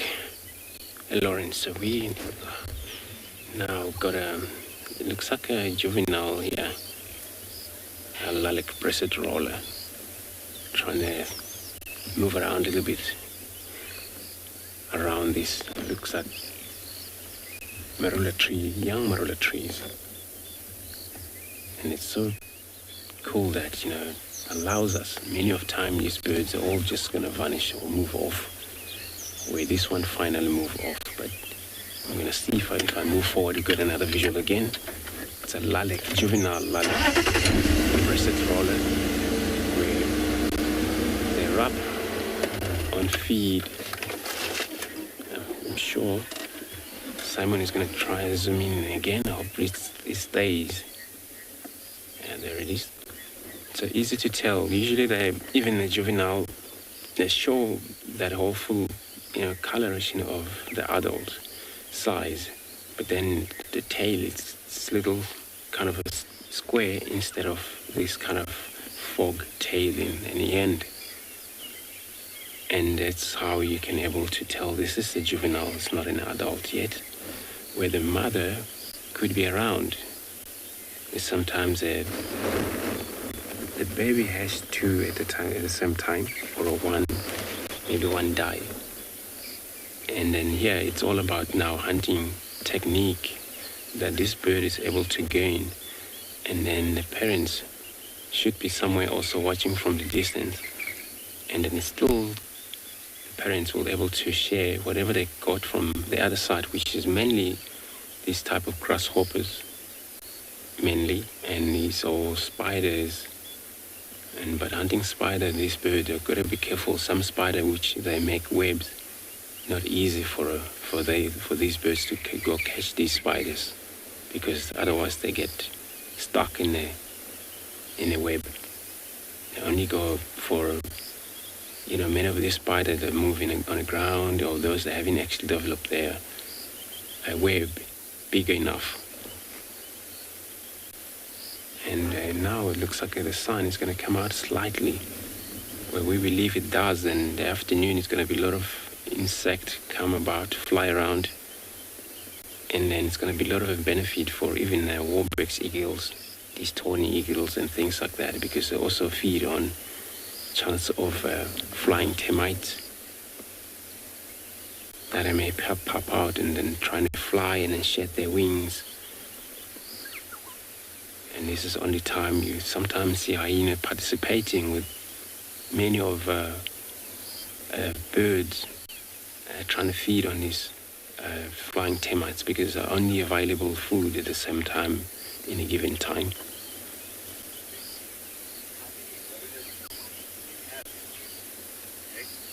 So you want to know how many roller species we have. So, in the winter we stick with the two species, which is a purple roller and this species lilac-breasted roller, where the summer now rise or came in where it's wet, and also have a European roller that came in, which I think we've been seeing them quite a few times. They're actually a very shy bird as well, but those one, European roller, they're the beauty, but they don't have that kind of lilac on their throat.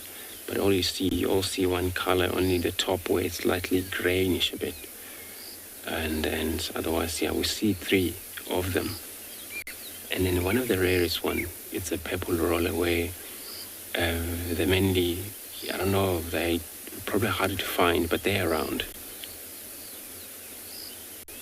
But name roller, all of these rollers, their name came from the way they display rolling of an action when they fly up, especially males trying to impress the females by flying up to the air, coming down with this kind of action. Looks like this one of the warplane, and then when they do that and they go to land, but at the same time they do very specific call and then for their display. So I'm going to carry on, search around here again.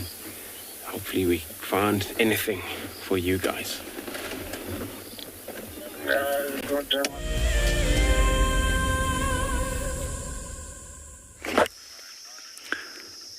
welcome back to Tswalu.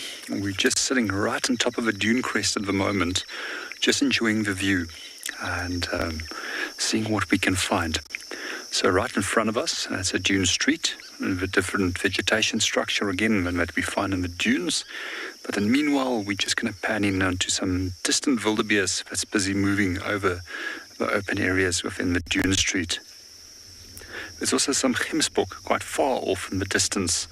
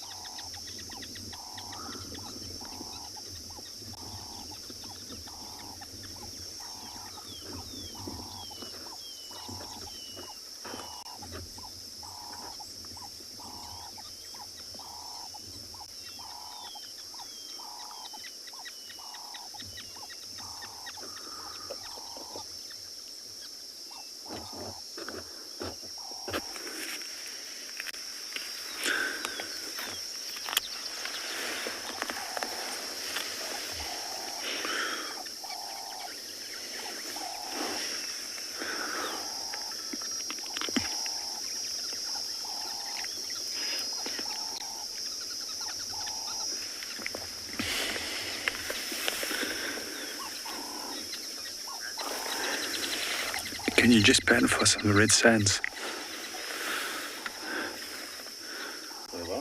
Anyway, so just wanted to point out these beautiful red coloration swirls that you see over here, just to give you an idea.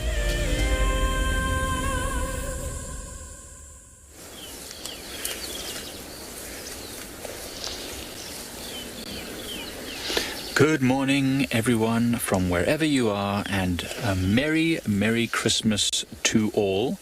Hope you're having a wonderful day, or are going to have a wonderful day, wherever you are. I'm Mike Anderson, behind the camera is Seb, and you've joined us at Eco Training Pridelands Conservancy with this lovely herd of buffalo, who are currently making their way down towards Leopard Dam, probably to have a little drink after a nice windy night.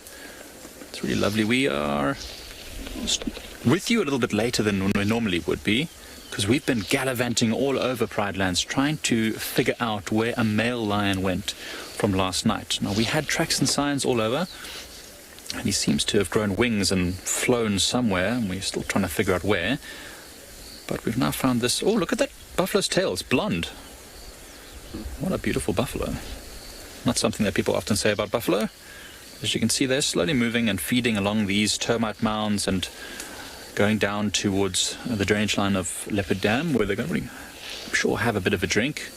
It is very wet this morning. That's a little bit of rain fell last night. So these buffaloes might not necessarily need to drink all that much, but they might mud wallow, since they'll be close to the dam nonetheless. Oh, that one's having a bit of a scratch underneath that thorny knobthorn tree there. Or maybe just getting stuck and trying to get untangled. They do have very tough skin, but I'm sure it's uncomfortable to be stuck in the thorns on those knob thorns nonetheless. This looks like it was the tail end of the herd. It doesn't look like a very huge herd of buffalo. Maybe just about 20 buffaloes in this group, maybe a little bit more than 20. There's our blonde-tailed buffalo in there somewhere, as well as this chunky boy feeding amongst these bushes there. So incredibly green. So we didn't only have lion tracks this morning, we also had a track of a leopard. Hey, Christmas is here. You should have Christmas spirit every day. Surely, I wish every day was Christmas. But yeah, we're hoping for a little Christmas miracle and we can find ourselves a leopard or a lion. We've seen tracks of both this morning, but it's so thick here right now, and with all this wind that's been happening, all the rain that's been happening, tracks and signs are very difficult to come by, and it's very likely that some of these animals have made kills during this tough weather and are now hiding in the bushes, and with all the tracks been washed away by the rain, it's very difficult to find them now if they're going to spend 3 days in the bushes. So anyway, we found buffalo. There's so many of them around at the moment that it's not so difficult to find them, which is good. Even the elephants have gone missing. with all this rain and the water flowing in the little rivers and drainage lines, they're no longer bound to the water holes. They can move all over. It's a very impressive looking buffalo, nice curved horns. What we are going to do with these, follow these buffaloes maybe around towards the water hole. That's a good question, and I'm not exactly sure of that answer, but I do believe that buffaloes, the males, can rank themselves in the hierarchy. Oh, that beautiful blonde buffalo. That one is the envy of all of its friends. I mean, certainly size has something to do with it, and age and the strength of the buffalo, because they fight over dominance of the harems or of the families of buffalo. So they will fight over it, and they will then establish themselves in a hierarchy. Just like many antelope species, fighting is a very important part of the social standing, or actually understanding the social standing. But then some of the younger individuals will get higher ranking status, being a pathfinder, finding the ways to the water. And so it's a difficult one. I mean, when we see big herds of buffalo, hundreds of buffalo together, that's not one family. That's a number of families that have come together for the means of finding food together, or because there's water or limited whatever. So we might actually find, now that food is so abundant, we might find the buffalo herds splitting off into smaller groups, which will mean less fighting over dominance over the larger, because the individuals won't be coming into contact as much. There's plenty of food now. They don't need to all be together. They can move off into groups of 10 or 20. So that's what this is now. As the dry season comes again and water becomes less abundant and food becomes scarce, you'll find the groups joining together to go to areas which do have good food, and then you'll find lots more fighting happening, especially around the water holes. Much like we saw with those bullfrogs yesterday, which are probably still fighting right now. Actually, we didn't go and check this morning, but I'm sure they probably are still having a bit of a barney. But while we follow these buffaloes in a loop-de-loop towards the dam, we'll send you back over to Lauren and see what she's up to.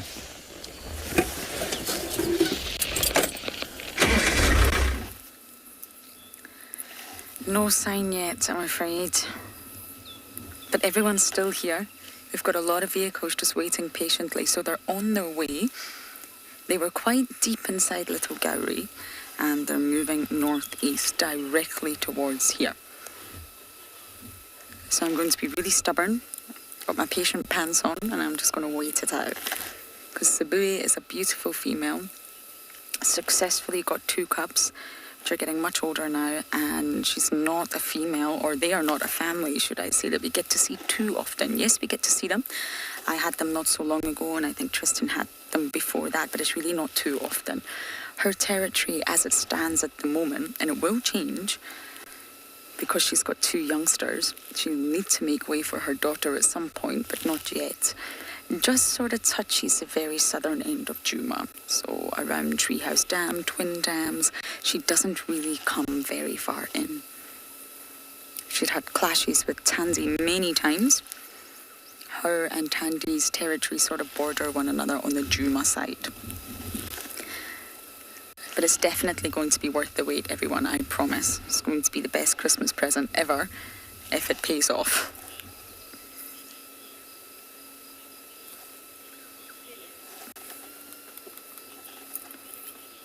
Manan, you are 15 years old? 16, sorry. You're 16 years old. What an age. It's a very long time for me, but what an age. She's not sharing her territory with anyone, Tlalamba. We're very far away now. We've moved from where we were with Tlalamba, and we've gone a lot further down south. So Tlalamba's territory will be her territory, and she'll scent mark and she'll leave an odor fence, but it is penetrable to anyone. Any leopard can walk anywhere if they wish. Nomadic leopards can go into any other leopard's territory, and a lot of females actually move extraterritorially when they're seeking a mate. So these sort of scent marks and signs and claws and scrapes, they're just warnings to others. Don't come into my area. This is mine. If you come in, you're asking for trouble. So it's just a warning. And At the moment, Kalamba's not really sharing her territory with anyone that I know of, but that doesn't mean that leopards can't walk in and out. And Sele has been seen a lot recently. She does not appear to be territorial. So on Kalamba's east, you've got Tandy. On her south, you've got Sibiri. On her west, you've got Shadulu. And on the north, I'm not too sure about that one. The leopard movements in Bufosuk, I'm not entirely clear about just yet. I need to sort of see more leopards up there and spend more time with them. So it's like a moving jigsaw puzzle. The territories will constantly move. They're not static. Some will push, some will pull. The bigger the territory, the better. But they've got to be able to maintain that. So in answer to your question, she's not sharing her territory with any other female. Now, how it works for males is that males set up a very large territory, and their goal is to have as many females in their territory as possible. So there will be a dominant male. Okay, I'm still going to sit tight here, and I hope that this gamble is going to pay off.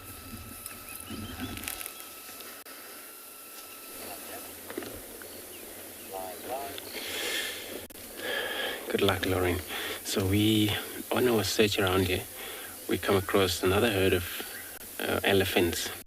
This time, there seems to be very much static, and looks like we're all just gonna be right on the road there.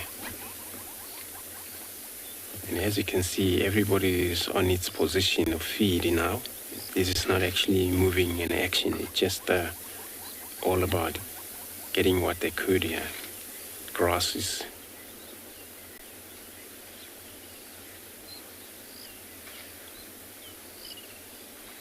Could be the same herd we saw this morning. Could be the difference where there's many of the different herds coming in and out. Especially it's wet. Oh, this female here, look what she's doing here in this marula tree. If you look at that, just how they looks like she's trying to feed on a combium layer. All she does is just peel the bark of the trees, and she used the tuskers to do that. The trunk will only help to grab and put in her mouth, separate the bark and the combium layer she needs, which is so much juice out in there.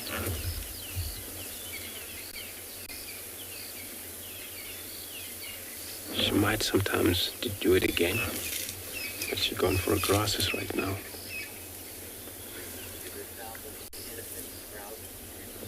So let's take a time here, listen to these elephants sound a bit.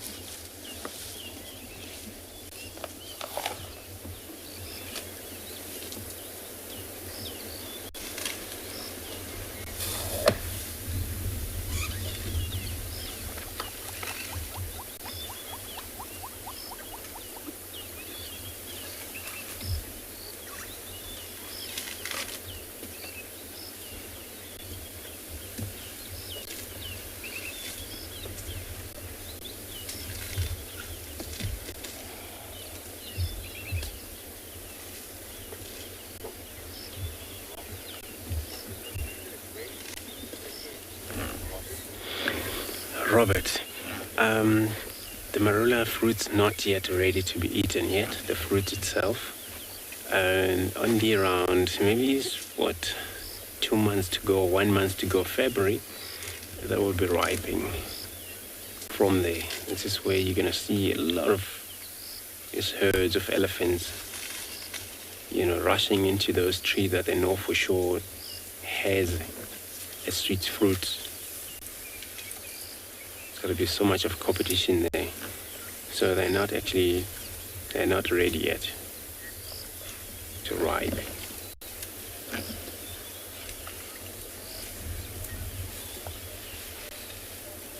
But also what I just witnessed is that I was checking on a lot of these trees, marula trees, to see if there is more of these fruits. Some has, many of them don't have. And many of these trees don't have. Is those for a couple of years we've seen they actually had produced more fruits. Maybe it's that it depends on the season sometimes. Some season allows this tree to provide more of fruit, and some season provide less.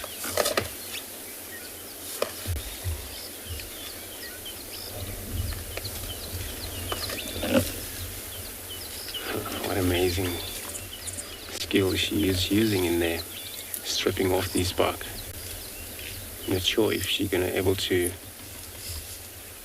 do it all the way around, which she does that there. The tree will be results of dried out, died. And that's a marula tree she's peeling off there.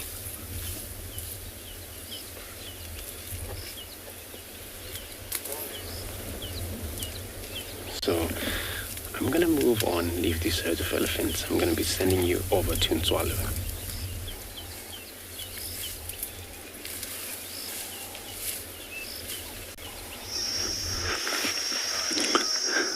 Hi, good morning and welcome back to Tswalu.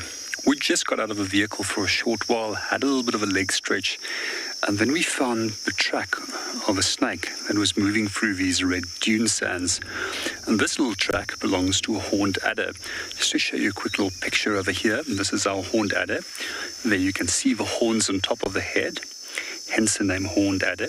These are small little adders in comparison to the puff adder, and they only get sometimes between 50 and 60 centimeters maximum in length.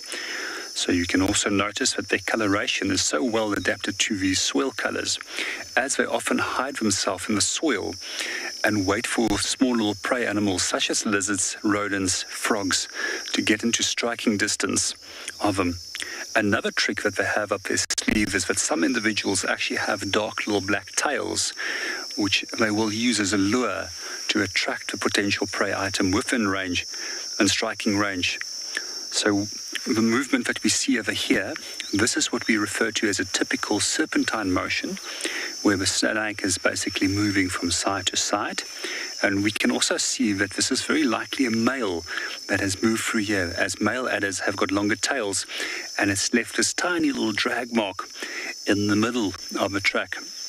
So this little snake has another method of moving, which we call sidewinding, which provides a pattern that looks like a number of S's that goes from side to side. And it's basically a swimming movement through loose sand. Lastly, we also see that most snakes also leave a very straight pattern, which is called a caterpillar motion, which they simply contract and expand the belly scales to move forward. So we did follow this little track, and as it went on from here, we noticed that it went underneath this Kalahari taibos in the distance. And we've tried to see where it has come out, but it also seems as if it has dug itself in right over here somewhere at the back of this tree. At some stage it was also hiding itself over here when it dug itself into the soil, and then the next track just comes out from the back of this bush underneath this little thicket.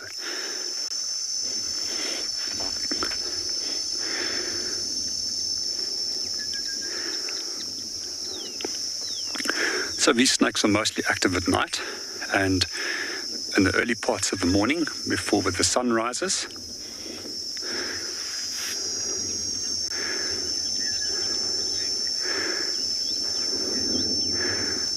Good morning, Daniel. That's on that question, I wouldn't tell you that a snake is venomous by looking at its eyes, but we virtually know that almost all snakes are venomous, and they vary in terms of potency of their venom. But when it comes to adders, such as the one that we're looking at over here, as in the case of most adders, it's most likely a cytotoxin which they have, which destroys tissue cells. We also normally find that adders have fairly long fangs which they can inject into their prey. So some adder species, like the berg adder that we find in the escarpment of the Drakensberg Mountains, interestingly has a combination of venoms. Some individuals might be neurotoxic, some individuals might be cytotoxic, while other individuals might actually have a combination of both venoms.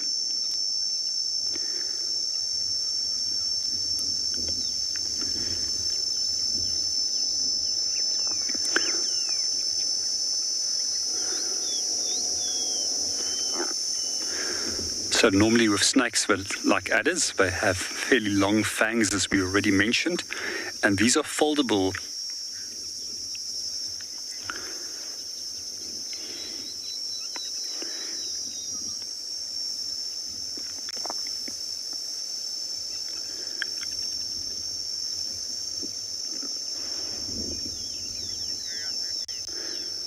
Okay, so while other species such as cobras that have front fangs that are not hinged are fairly short, and then some species like boomslang and vine snake have got very short fangs that are placed very far back in the mouth. And when these snakes bite, they actually have to chew onto their prey, and it's a capillary action that actually takes the venom into the prey animal. Generally also with back-fang snakes, they tend to be hemotoxic, which affects blood, while the front-fang snakes, such as the cobras, tend to be generally neurotoxic, venomous.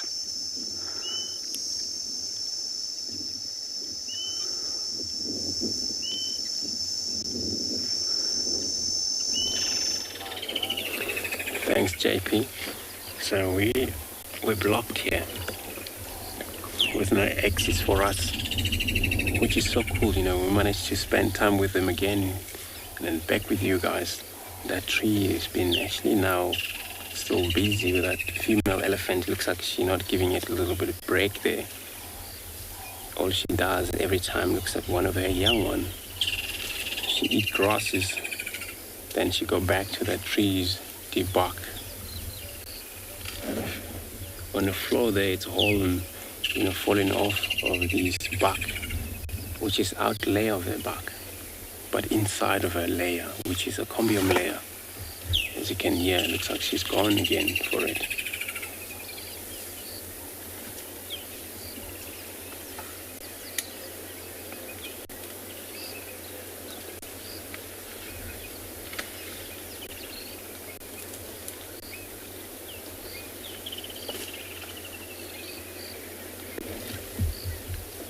In this situation where now it's actually a raining season, all plants are green, grass is green. These debarking trees is not actually happening quite often. So only in the winter, look at the whole piece of bark that she just got there. Just gonna see how she's gonna rip to get what she need and leave what she don't need.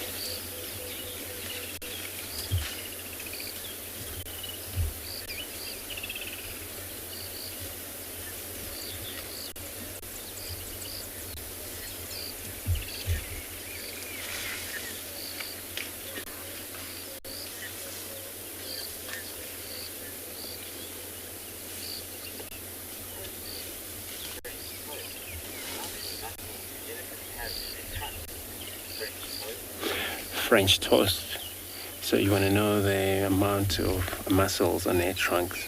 So it's thought to be anything from 80, 70 muscles, and that actually able to control the whole trunk. Or could be more than 80 muscles in the trunk. That's only guessing. So, and that trunk doesn't have any of a bone. What you see there, that elephant able to use it, it's just because it's very strong, these muscles are able to control that trunk.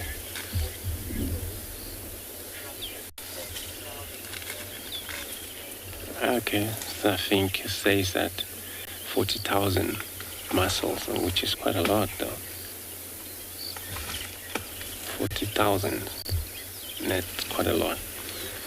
So no bone in the trunk, it's just the muscles. And that muscle only allows, sometimes when they have a problem, sometimes the trunk can paralyze. And that's a very big problem if it ever happened. Because it's only a weapon and it's only a hand. They need nostrils to breathe. They can still breathe, but they cannot able to use it to able to feed or anything because they cannot control it. So whenever that paralysis happened, probably results of death take place.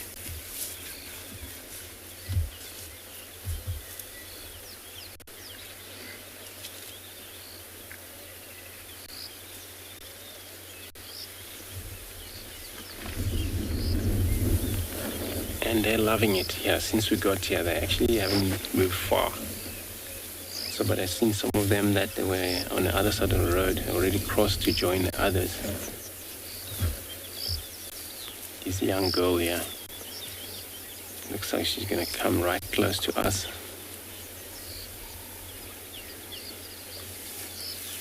The female and the male, they will have a tusk. And they'll have a temporal glands, both male and the female.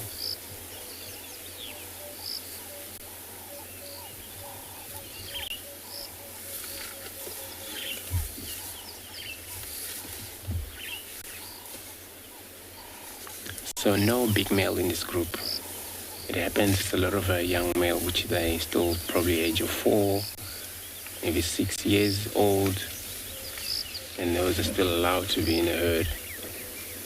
Still, they need a lot of support from their parents for a safety reason.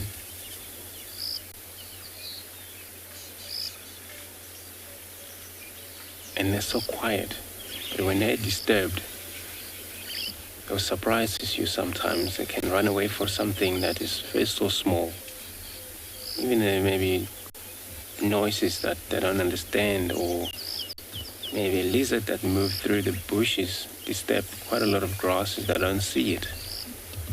And they will run crazy and they will stop and maybe trumpet again and then trying to understand what was happening. So they still get nervous. So I'm going to finally move on now because I got a road. So while I'm doing that, I'm going to be sending you over to MARNA in Ngala.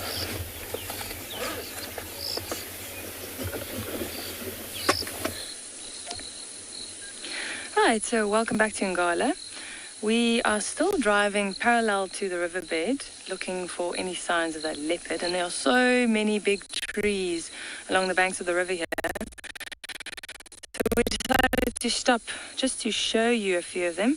Seeing as we don't have any Christmas trees here, we don't have any pine trees here, I think I'm going to dub the marula tree the low-felt Christmas tree. So the tree you can see on the left-hand side there, Bika's going to zoom in on the bark for us there. I'm sure most of you are familiar with marula trees. It's quite a well-known tree. And a lot of the times people describe this bark as, it looks like it's been hit with a golf ball, so lots of little blotches. Now, I don't know if you know the false marula tree. The reason we stopped here was because there's a marula and a false marula right next to each other. So if we go over to the false marula, you'll notice that this bark looks slightly different. Also blotches, but it's almost like it's more elongated compared to that of the normal marula. Now, we've gone ahead and picked some leaves here for you, just to show you the difference. I'm going to start with the marula. So that's the marula leaf. And these little leaflets that you can see they've got tiny little stems there. But then if you take the false marula, you can see these leaflets are seated right onto the stalk or the main stem here. So a slight difference in the two.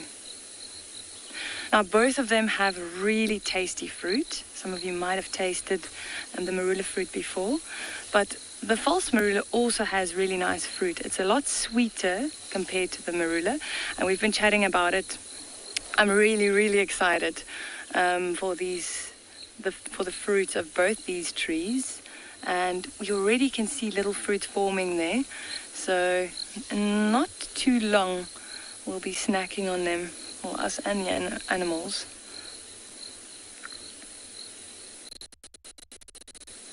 I usually hoard these marula fruits. Towards the end of the season, I'll just pick up a whole bunch of them and even put some in my freezer. They're so... All right, I think we're going to continue and see if we can find any signs of that lead.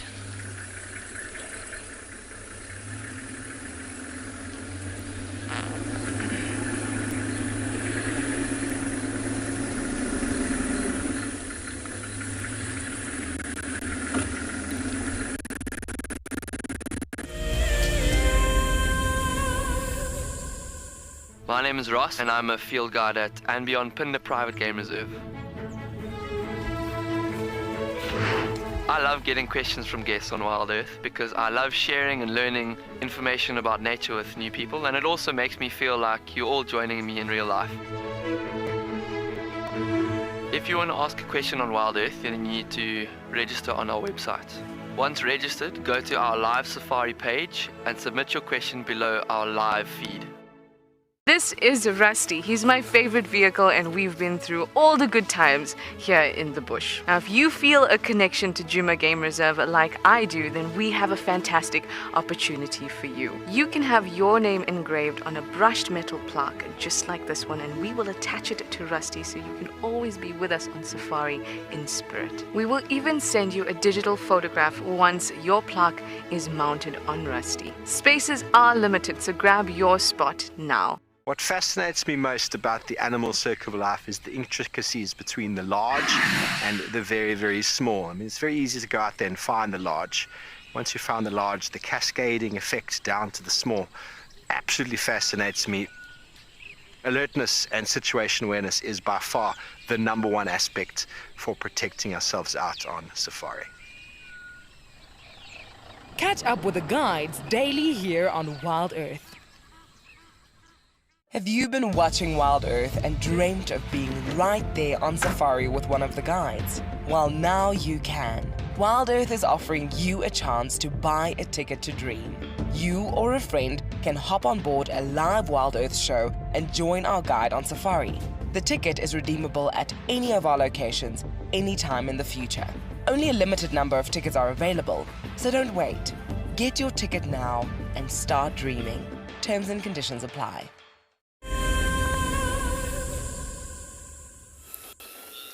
We have moved on from the carcass. There's lots of stations still there.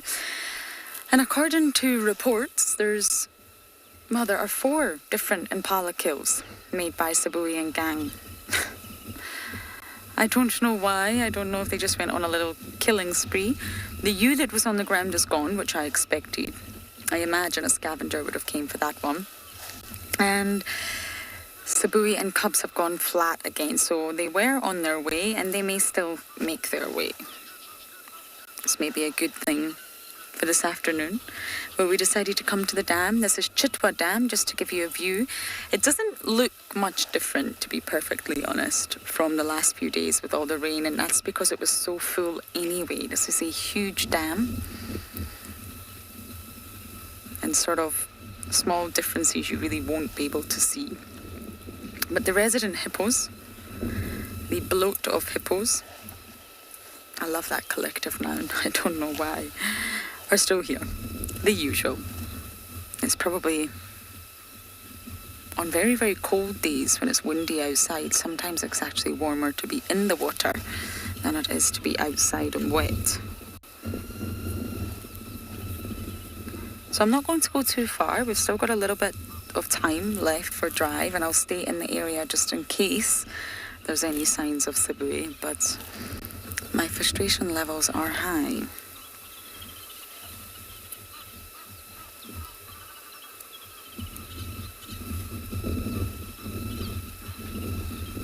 I love the sounds around Chitwa Dam.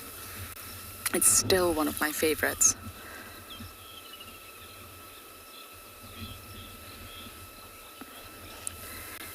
Mark, it depends what you mean by really cold. It does get very, very cold here in winter, believe it or not. You tend to forget that when you're in summer. And the temperatures drop.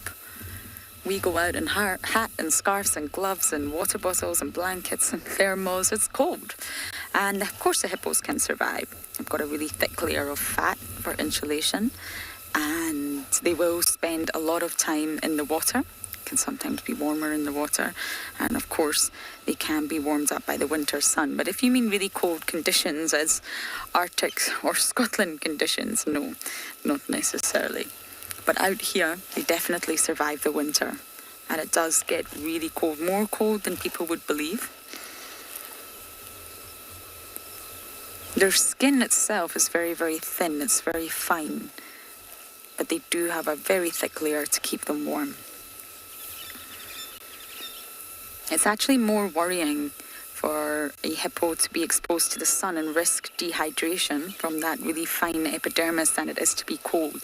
They're a mammal after all. They're a sort of amphibious ungulate, but they're still a mammal, and therefore the metabolic activity of hippos, just like humans, will maintain the body at a constant temperature. It's not deriving heat from its external environment like ectotherms. It's an endotherm. So we can also survive extremely cold conditions. Yes, we do put lots of layers on, but the hippos will survive.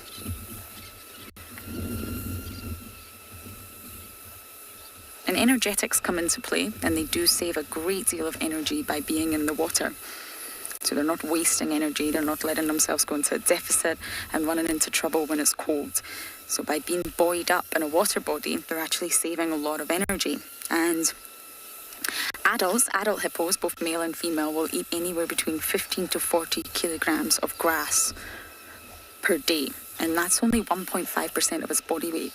Now, usually with mammals in the animal kingdom, let's not talk about humans, they need to eat 5% of their body weight in order to sort of sustain their energy levels and their metabolism. And they meet all their nutritional requirements. So hippos actually eat a lot less than most mammals.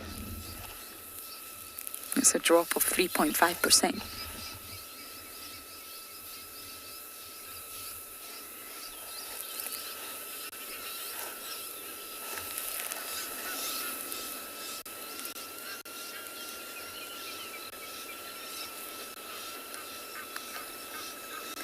Okay, so we're just going to scratch around Chitwa, see what else we can find for this morning. But for now, we're going to send you across to Pridelands with some vultures.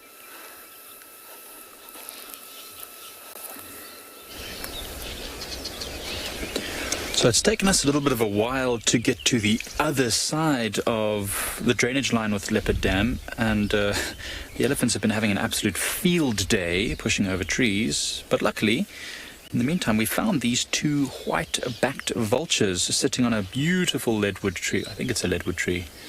It might be an old knobthorn. I think it's a leadwood tree. Sitting proudly on top of this dead tree, scanning all over here. And I believe they are white-backed vultures. It's the most common vulture that we get around this area. But another that looks quite similar is a Cape vulture. But they're not usually found roosting down here on these trees. Normally they would be up on the mountain. That's where they nest. But these two here sitting here, because it's relatively cold weather, it's difficult for these birds with their heavy bodies. They weigh over 5 kgs, which doesn't seem like much, but for a bird, that's a lot of weight to try and carry.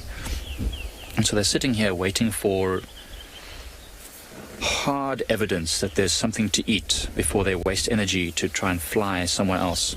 That, or at least for the sun to come out so that they can use their massive wingspan to fly from place to place to look for food. They've got a wingspan that's over 2 meters long, so that's taller than a tall human being, longer than a tall human being, wider than a tall human being, I suppose.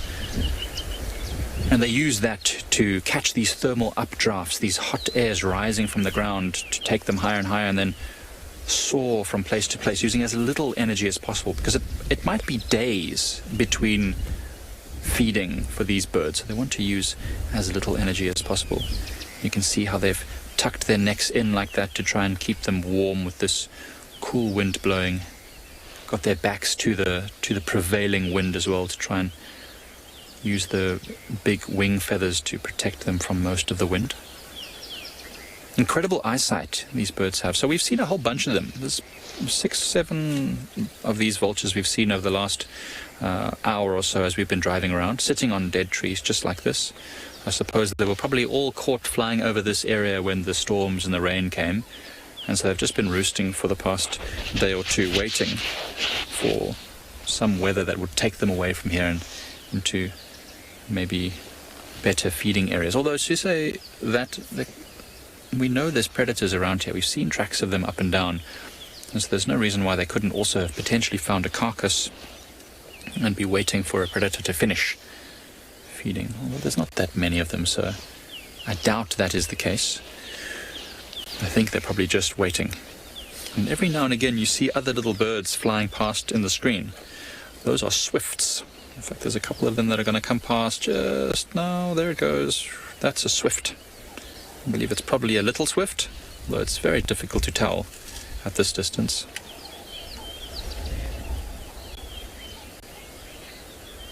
Goodness gracious me, I'd love to be able to answer that question, but unfortunately we had a bit of trouble with hearing that. Could you maybe try and say that question again for me? I'd love to answer it.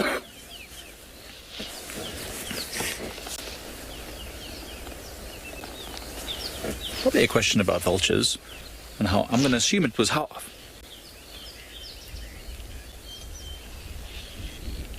No. Something about the vulture's back, and these are called white-backed vultures, but I couldn't get the question, but they do have a white patch on their back. I couldn't get much more than that, unfortunately. Our audio is breaking up quite badly.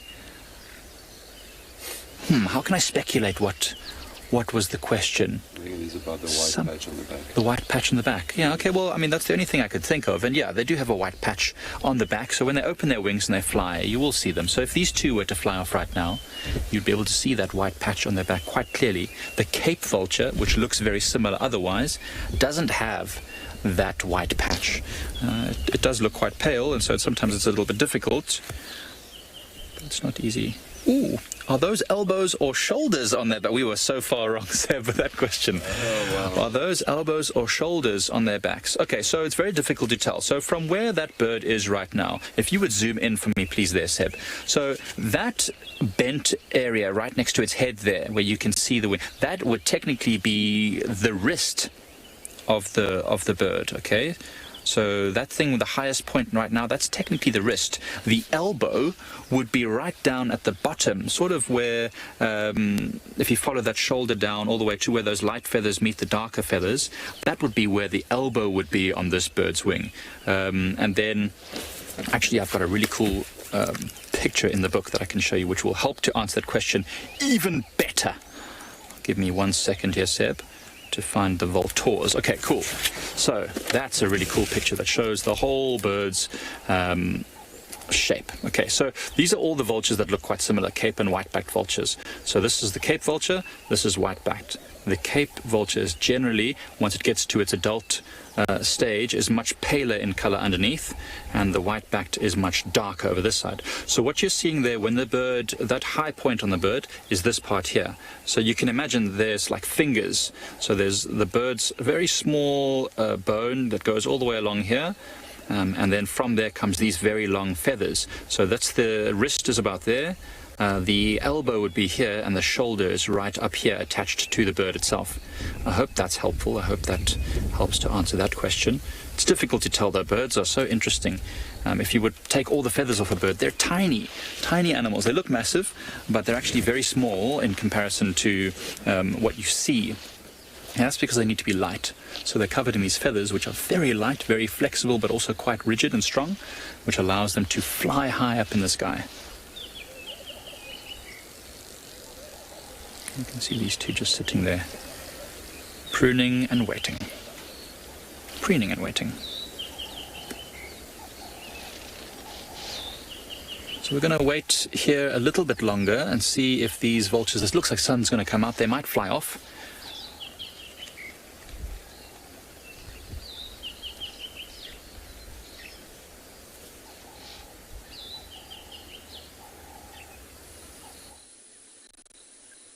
So we've stopped at yet another marula tree, and this time not to admire the tree, but we found a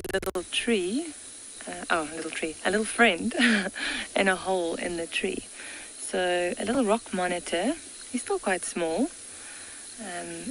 if you take into consideration how large they can get.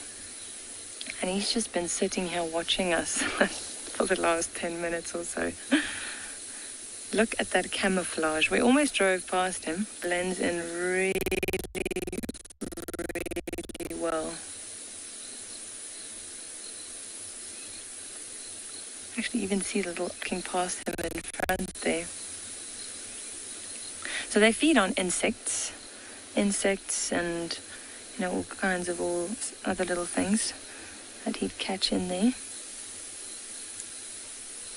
Maybe millipedes or small mammals, birds. So that hole that he's in, if we just go a little bit further up on that branch, because if you can just zoom out a little bit. Further up, where the branch broke, yeah. So you can see where the branch broke there. I can zoom in there. So there. So that was probably done by an elephant. So he broke this branch, and you can see those little holes there. So wood-boring beetles got into the tree, and they started hollowing it out. So it looks like it's pretty rotten, and that's extended down to where this rock monitor is sitting, and that's why that hole formed. And now it's the perfect little hideout for him. Let's see. Went all the way down.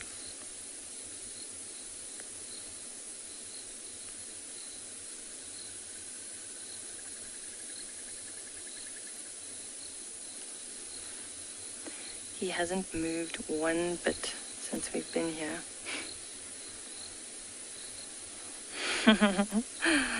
Everyone's saying he's got his eye on us. He definitely does. And he's a bit small, though. I think Bika and myself can take him. What do you think? Yeah, I know. He's not going to get lucky here. Stick to the insects. Yeah, you often find them in trees because they'll go raid birds' nests as well.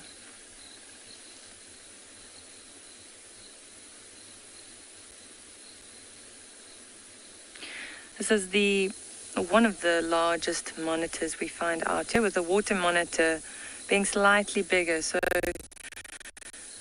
when this monitor is full grown, he could get up to about 2 meters, whereas the water monitors, they'll reach about 2.5 meters or so. They look slightly different. The water monitors have, where this one has that creamish, like beige coloration under the head or on the neck area. The water monitors have like yellow, bright yellow, which is quite beautiful. And as the name states, you'll find the water monitors around water. A lekker vaan for the Afrikaners out there.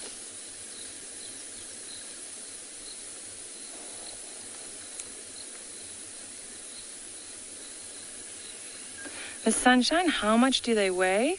So a large rock monitor could be around 30 kilograms, maybe up to 35 kilograms.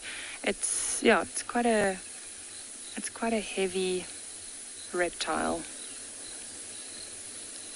See, not as big as a crocodile, but I think, as far as the reptiles go, it's probably the Nile crocodile out here, then the water monitor, and then the rock monitor. That's a large lizard.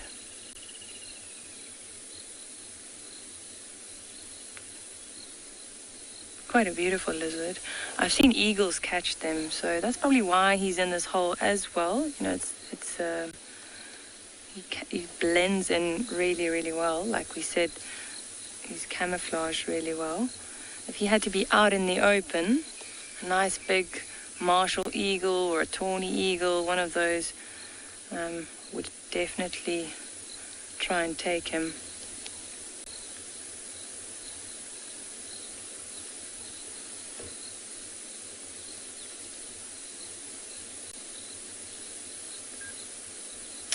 Right, I think we're going to continue, and we're going to send you off to Tswalu.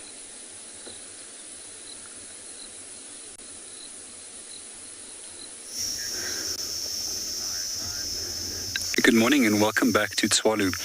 It's just after 8 in the morning. It's already 27 degrees Celsius in the shade, and most of the animals have already retreated into the shade or back into their burrow systems.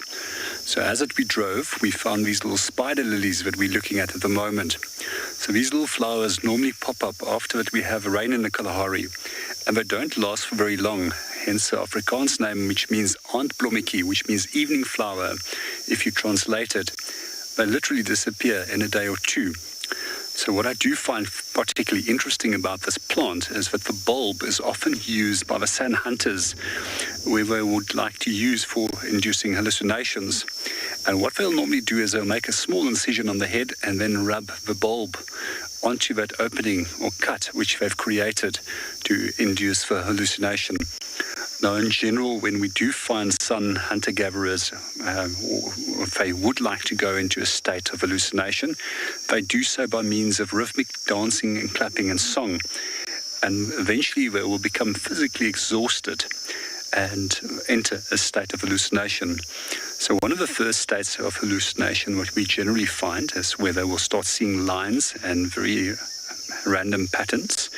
And this is also quite often represented in both the rock art, both in paintings as well as in petroglyphs, which is where etchings are made into stone. The second type of hallucination that they see or pattern that they see is generally human or animal-like forms. And in the highest state of hallucination, they generally start seeing forms of half animal and human-like creatures, which is also often represented into little pictures of rock art. So what we also find that's particularly interesting about one of the drawings that we most commonly find with these rock art sites is a eland. And this is one of the animals that they believe to transform into when they do go into these states of hallucination. And this enables them to find rich hunting grounds and areas where they can go and gather. And based on that hallucination, they will determine where they will be heading next.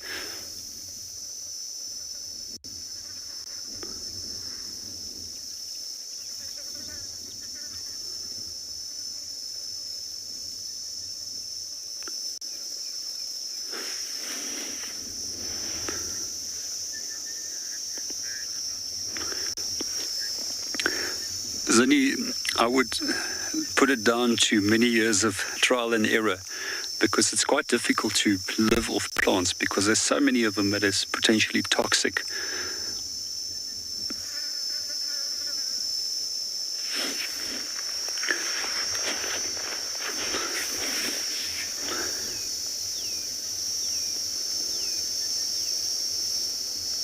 Sometimes some of the plants that they would feed or use as a food type would simply be by means of observation and looking for animals that they know that can eat plants and fruits that is not toxic. So from here we're going to go back to Lauren, who's busy viewing a giraffe.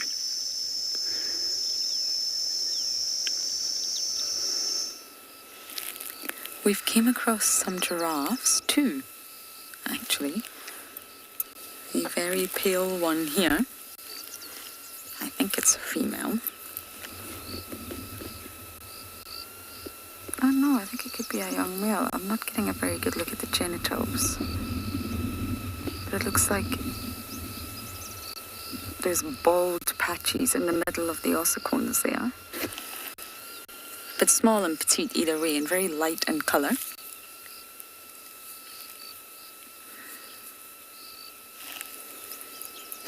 very thin neck. See how thin it is? Now, of course, giraffes do bend down.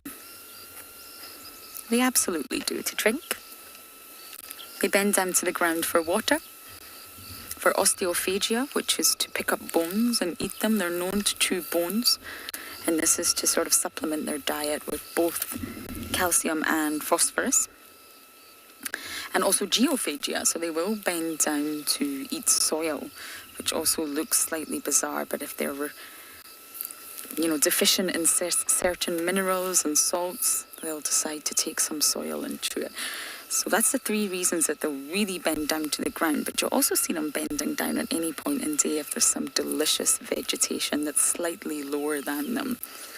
And they're equipped to do so. There's no way that they could bend over constantly if they were going to risk giant head rushes.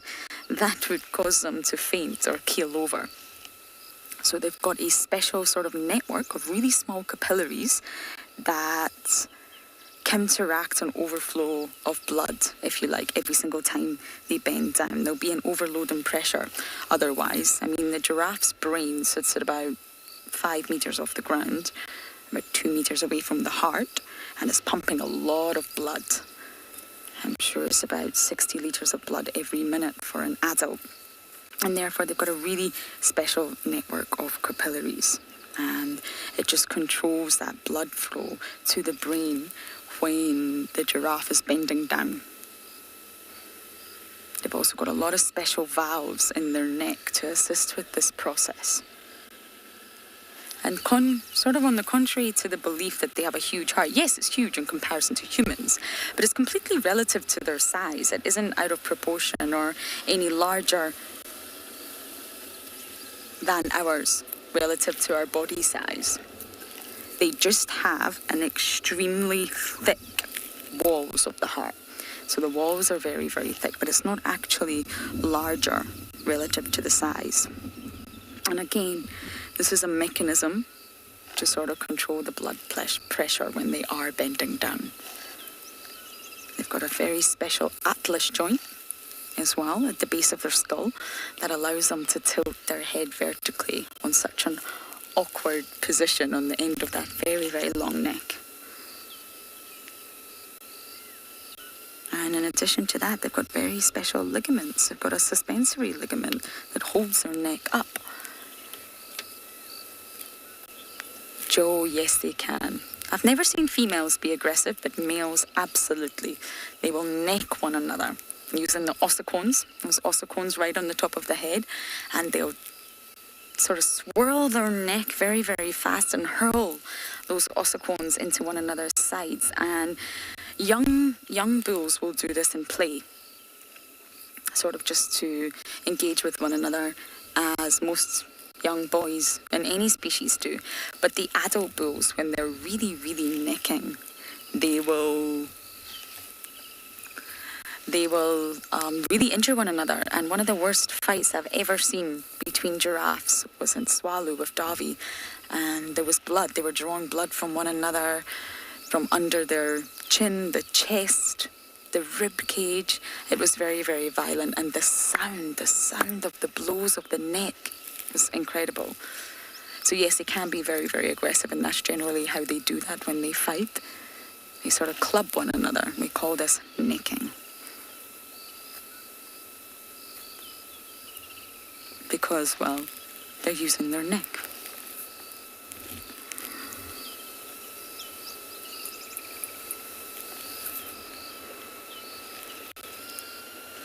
I think this is a young boy. We are going to drive past the carcass one more time. But I do believe Sibui and family have gone flat somewhere, so it's not ideal for us. Beautiful, gentle giant, everyone, yes. Not so gentle when you see the males fighting, but yes, they're so graceful, giraffes. They really are. They see all, they have quite the height advantage up there. And they're not as silent as people thought. Giraffes sort of was a general consensus a long time ago that giraffes were mute, if you like. the silent ones of the bush. And that's not the case at all. Lots of studies have proved that they do communicate with one another and they're constantly talking. Believe it or not, it's just not within the human hearing range. And they particularly communicate a lot at nighttime. And this is mostly because, well, it's dark. And although they do have good night vision, it doesn't extend very, very long distances. And therefore, they remain in constant communication with one another. And this is fairly recent science.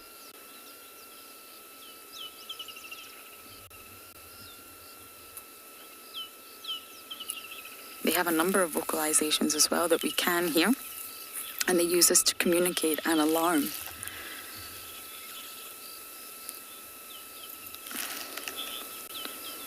Miss Sunshine, not at all. Just have one heart.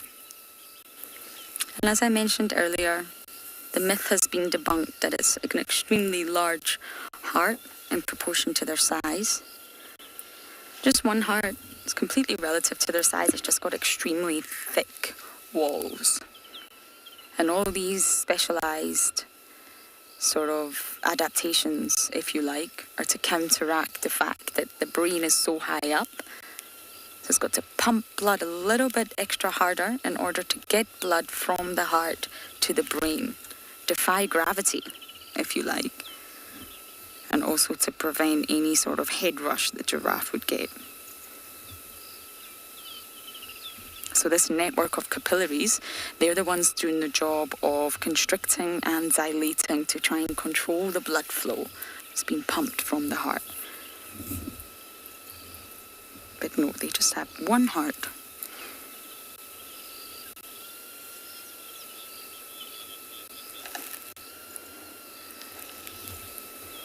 And they've actually got the exact same number of vertebrae that we have. They have 7 vertebrae. There's really no additional vertebrae in there to make their necks longer. And this is the joints. The actual vertebrae joints are much larger, of course, and the space in between the vertebrae is much longer, but it's still the same number of vertebrae that we have. Jackie, you're asking why are giraffes something, something, something?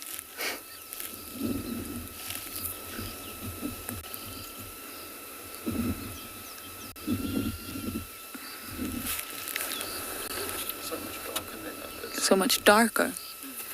There's just variation in colour. It always used to be thought that the males, as they get older, it was almost like a general rule of thumb that you can gauge the age of a giraffe by looking at their coloration. That's not the case. There's a new study that recently came out, and what was the name of it again? It was something to do with a dark horse. And it shows that the darker the male is actually linked to social status. So when they become dominant, a dominant male, and they will do this through clubbing, their patches, or sort of thermal patches I like to call them, become much darker. And those males that tend to not be dominant, there's another giraffe over there, Marcel. Do you need me to move? Let me just reposition. Those giraffes that stay lighter are those males that are more submissive, and it might be through choice that they stay submissive. So what they'll do is they'll try and sneak in and mate with the females when the dominant males are not looking. Okay, I'm going to look around one more time at the carcass, and for now we're going to send you guys across to Andrew.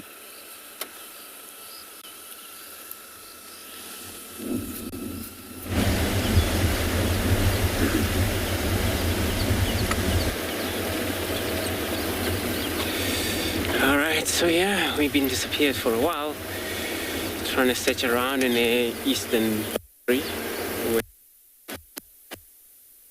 A lot of the tracks of the wild dogs that were running around in that area. But I decided to come back this way because somehow it's already a few vehicles that are working in the area, so we gotta give each other a chance to work around here. We gotta come across in these piles of rhino dung. Got a lot of looks like one visible of a dung beetles, which is still feeding dung over here. But only one. There it is. You got it there, Simon? Yeah, right there. So this is actually rhinomedon. And the reason these dung beetles respond to this area could be maybe more of them that already have rolled their balls away.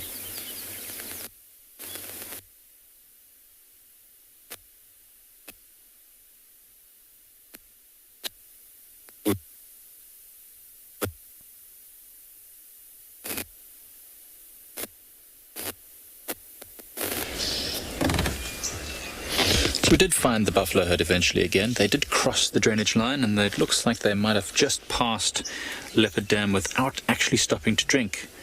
As I mentioned before, there's plenty of water and condensation all over this grass, so as these buffaloes eat, they're actually getting most of the water requirements that they need. It's mostly females that we can see around here. Most of the males have moved on ahead to the front of the herd, where they may be protecting. There's one just on the top right of the screen now, just moved behind the bushes. Look at this old grumpy looking girl. Yes, don't be grumpy. It's not so bad. Look how every patch of exposed skin is covered in flies. That's amazing. So a lot of these flies can actually bite, and they cut small wounds into the buffalo, and then they suck at the fluid that comes from those. Not all of them. These ones don't seem to be bothering this buffalo too much, but look how many there are. There's a ton of them. So that's why you often find buffaloes constantly moving their ears and their tails, swatting away these annoying insects. And that's why they tolerate oxpeckers, which I can hear one right now. I can't see it, but they tolerate oxpeckers, helping them to get rid of all these annoying biting insects and flies. Now I actually see the blonde buffalo again. I don't know if you can see it there, Seb, just behind over there, that very golden looking one. It's so odd. It doesn't even look like, I suppose it is quite a young buffalo. That's why it is that color. So just there, sandwiched between the two darker ones, is that very, very blonde buffalo. You can just see its tail switching there. It's actually an incredible color. It is a bit younger than the others, but not super young. So it'll be interesting to see if that color stays throughout its life, because buffaloes tend to get darker as they get older. And there you can see all the oxpeckers also landing on the buffaloes. They're starting to settle down here. It's a good place to rest if you're a buffalo. Plenty of grass, lots of shade, and not so far from the water and the mud. These two red-billed oxpeckers, much more common than the yellow-billed, which we don't see that often. Very common birds, very much associating with these larger mammals, but they can also land on things as small as warthogs. Not as common to be seen there, especially when there's so many buffaloes around. Oh, look at those flies, clouds of them, oh my word. I wonder what it must be like in places like East Africa when there's the Great Migration and millions of them. It must be so interesting, it must be so uncomfortable.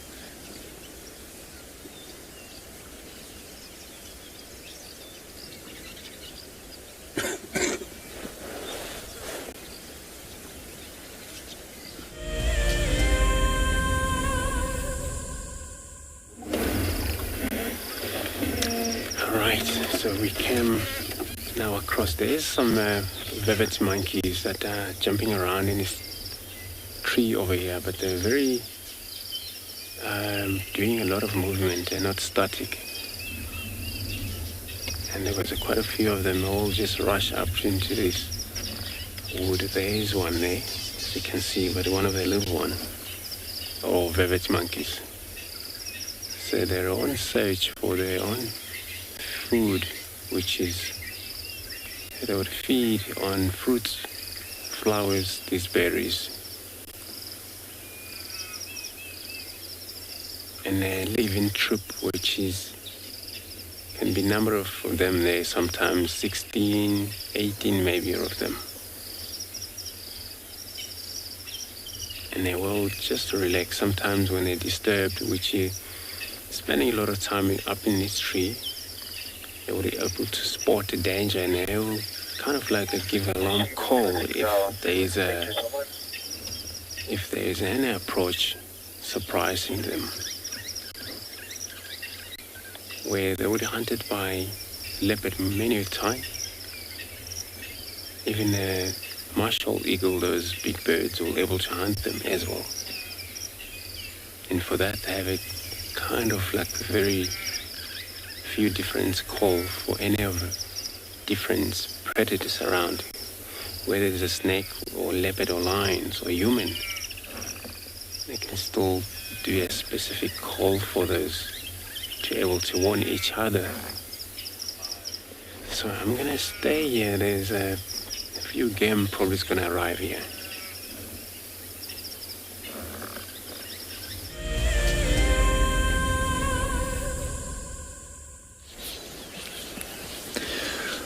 Look at this nice close-up of this female buffalo, really showing off those patches by the eye. And a lot of buffaloes have these bare patches of skin on their face like this. And now I hear lots of theories about it. And some theories are that there is where the ears, when they flick like this, like the ears just tap that part of the face often. I personally don't think that's really the case. I think that it's more glandular, because you see buffaloes often rubbing their heads in the ground and rubbing on things. So I think that's a kind of a glandular skin which leaves maybe a scent marker of some sort. But I'm not sure. I've never heard any definitive answer as to why many buffaloes have these bare patches of skin. Could also be some sort of parasite that lives specifically on that part of a buffalo's body, I suppose. You know, human beings, we all have a type of a mite which lives in our eyebrows and eyelashes. And they only live there. They live nowhere else on our body, but almost every single human being has them. So it stands to reason that maybe buffaloes would have something like that lives only on that specific point on the buffalo.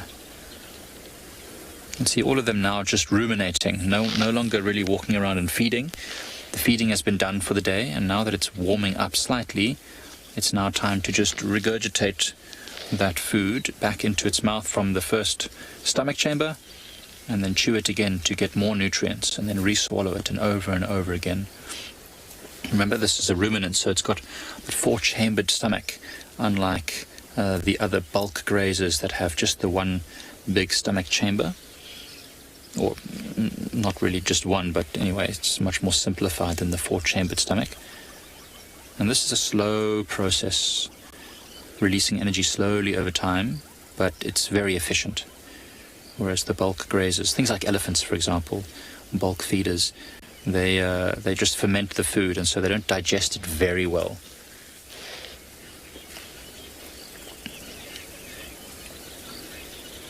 French toast, not many hours, to be honest. Most animals in the wild, apart from the predators, who don't need to fear too many other things, don't spend a lot of time sleeping. So a buffalo might just sleep for an hour or two at the most in a day. When they're in a group like this, you might see them lying down and resting, and they'll sporadically sleep, throughout the day. But they won't, lie down flat and sleep for hours and hours on end. It just wouldn't work that way, because they need to be able to get up and run away as quick as possible if there was danger. So I don't know exactly how many hours, but certainly not more than a few hours a day. Much less than what we need to keep our higher brain functions working correctly.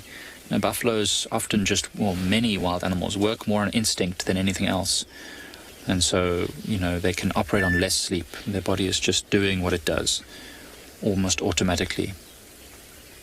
That's why they always tell, if you're a student or if you're going to take an exam or if you're about to go for a job interview or something, they say you must get 8 hours of sleep so that your mind is ready to go and it's fresh. Buffalo, if you're just working on instinct, you don't need that much sleep. This one here up ahead seems to have caught something on the wind. Thought I heard a bit of a grunt. Could be more buffaloes approaching, or maybe something else. Henry, excellent question, very pertinent at this moment, because you see this buffalo here with its head up, sniffing like that. Now, that's not exactly a sign that it's upset, but it's definitely a sign that something has got its attention. It's got its head up, it's sniffing, the ears are forward, it's looking around. So that's the first sign that a buffalo has noticed something is not quite right, and it's looking around. Then what buffaloes will often do, if they then become agitated, you'll see them like jumping on the spot a little bit and turning around and doing a bit of a spin. Sometimes they'll actually dig at the ground, paw at the ground with their big feet. And if they become even more agitated, they might start to thrash their horns amongst the vegetation and do short little rushes forward. But generally speaking, they don't give us too much warning. When a buffalo is upset, it'll either run away from you, or it'll spend a short time thinking and then run towards you. Either of those outcomes is not great, but I know definitely which one is worse for the individual in question. If you are the one on foot and that buffalo runs towards you, you are going to be in serious trouble. But none of these buffaloes are showing us even the slightest sign of concern. In fact, none of them are even really looking at us, which is great, which is what we want. We want all animals to do their thing without being disturbed by us in any way possible.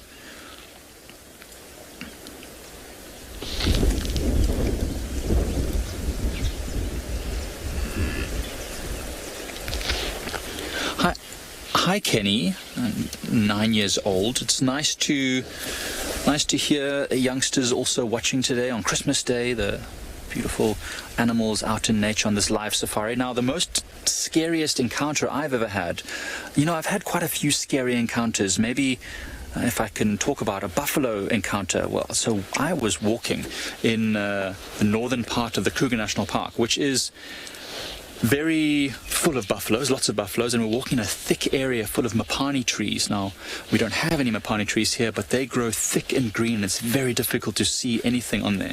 And we were walking along a game path, and I remember, I don't know how it was that we didn't hear anything, but it was windy, a little bit windy, and all of a sudden there was a sound like these buffaloes breathing. We stopped, and we realized that there were a lot of buffaloes all around us, and then they started bellowing like this.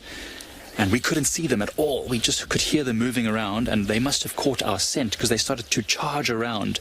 And now with the wind swirling through that mapani thickets, they didn't know where we were. We didn't know where they were really. So we just all huddled in the center. And the buffaloes ran right past us on either side, like a stampede of buffaloes, maybe over 100 buffaloes. And I remember thinking at that point that we were very lucky to make it out of there with no one being injured. But generally speaking, these animals don't want conflict with us. They just smelt humans, and they didn't know where they were, and they just wanted to run away. They weren't charging at us. They just didn't know where we were. But if I was you, I'd avoid a situation like that. Definitely don't want to repeat that. Not that these buffaloes are going to do that. They certainly don't look like they want to cause us any harm. Just thinking about that encounter has my heart rate up a little bit. I was still a student at that time. I was what they call an apprentice field guide. So I was backing up. I was the second rifle for the lead guide, and it was quite scary to think that I'm responsible for the safety of the people behind me. Well, now it looks like they're actually moving off. Some of the buffaloes were resting, but it seems like the small group that was resting is the only group left. The rest of the buffaloes have all slowly sauntered away, heading towards some open clearings where they'll probably do a bit more feeding.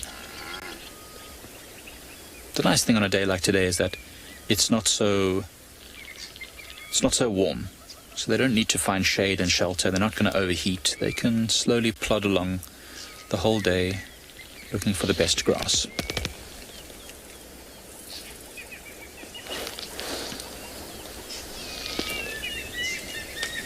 Can hear a lot of bird activity.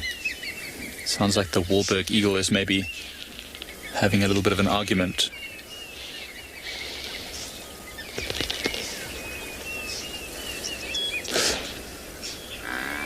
Jumping castle, I think that's just what we call sexual dimorphism. So that's more like the difference between males and females so that they can easily be told apart, and so that when it comes to, fighting over dominance of an area, it helps to differentiate the individuals. I don't think it serves any other real purpose. I mean, I think it's just a genetic thing. Females generally are lighter. Although, as you can see here, there are adult female buffaloes, and they're quite dark in color. It's not immediately obvious that they are females. As they get older, they get darker. So you'll find baby buffaloes, even the male ones, will be very pale in color, as pale as that one with the blonde tail. And as they get older, they get darker. It's not a hard and fast rule. As you saw there, that relatively mature buffalo was quite pale.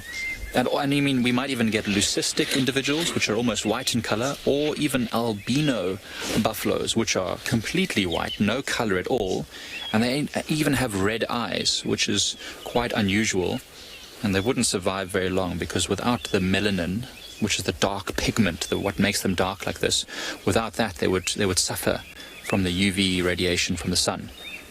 In fact, most animals that are leucistic or albino tend not to survive to full maturity. Which is interesting, because at Ngala, I think there's 2 young lions that are getting quite old now. Or at least I think they were. I haven't heard about them for a while. From the Birmingham Pride, 2 leucistic lions seem to be doing quite well.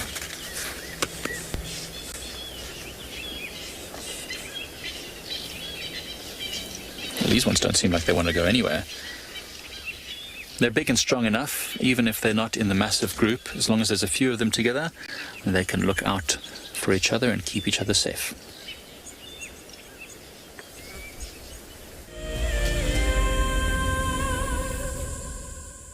Join our Explorers program so we can keep on sharing nature with the world.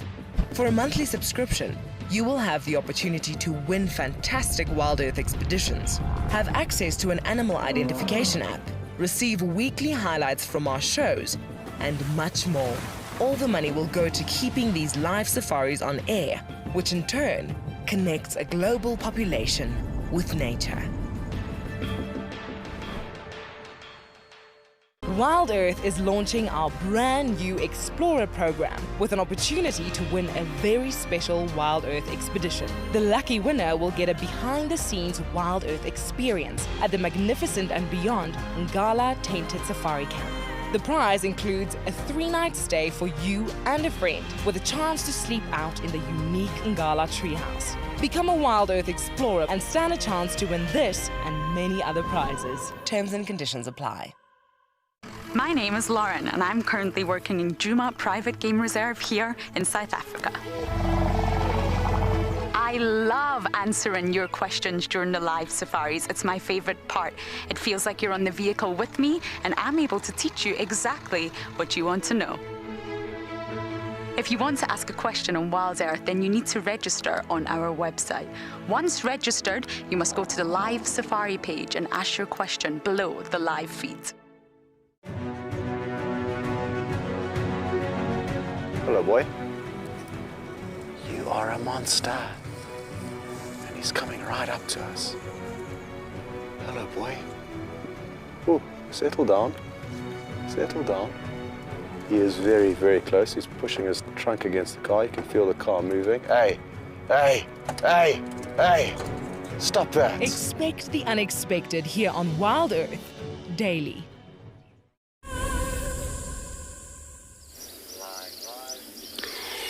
Beautiful. So this last spot where we just seen the monkeys running around, we haven't actually moved far. And what you're seeing right here, this is a 4-minute frogs. Looks like they are still around this water hole, or some of them have done already their nest. And then the process of nest take place is, sometimes take overnight for them to be able to do that. And all for her job as a female to produce forms, as a male to fertilize them. Where sometimes you come across those huge white form nests, which actually make by them, whereas some of them are these one. And it's so important they're always making sure that it's always there right on top. There's a point of water underneath where there's a time where these tadpoles are managed to emerge from these nests. They were able to, attach to the water right away. And then otherwise they're also careful doing that, because if it's very close to the water where they will get eaten by these terrapins that they're in the water also. And Egyptian geese as well, you see them sometimes feed on these nests.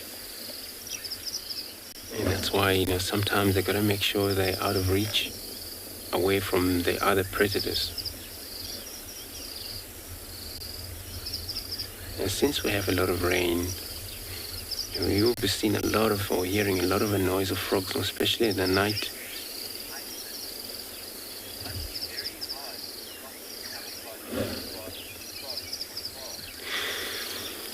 Yeah, indeed, it is very hard. We actually, we find this, the monkey here. We all literally actually drove past them. So Simon just mentioned there is something looks like a frog, and we already way past. But anyway, when we reverse, we find all these frogs. They actually well camouflage for their own defense. Where they are, it's not actually easy for even this bird to spot them. And they only have a trouble with the snake a lot of time. That's why where they are now, that branch is underneath, there is a water. There's no chance for the snake to go close to them. But if a snake ever get close to around them there, it's going to be a lot of moving around for this creature to move away from these snakes.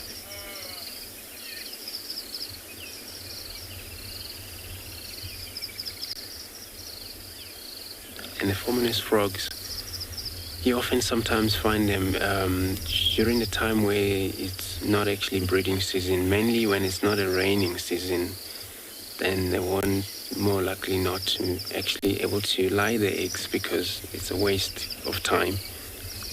And they only do that just after they rained, and then that night, very evening, they were able to, the female should go into places where she knew it's so important for, it's safe for, away from these other predators as well. And what she does, she only produces a form where males will go right on top of her. You display the back legs, is how the male will be able to fertilize these nests, and the whole form will come out right bigger. And then sometimes you find a whole lot of them. They'll make nest, combining nest. And then for probably 6 or sometimes 8 frogs together will able to participate on doing that. Which doesn't actually count which baby is which. After these tadpoles are touch the water, they're not recognized anymore. They will take their own life, able to feed on algae around the water. So everyone, I just want to thank you so much for this morning. We're coming at the end of the show for today. Just want to thank you for being part of the show, and follow us every time where we're going. Bring your question. We also thank you for so much for that. And then have a good Christmas until we see you this afternoon again. Goodbye.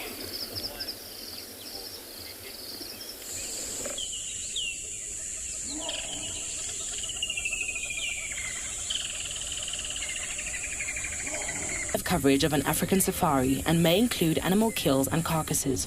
Viewer discretion is advised. Good afternoon, everyone. The rain here has finally subsided. It's slightly overcast, but at least we're not wet and soggy for the afternoon. We received a lot of rainfall last night. Big thunderstorms. But anyway, we're here. The sun may pop out, and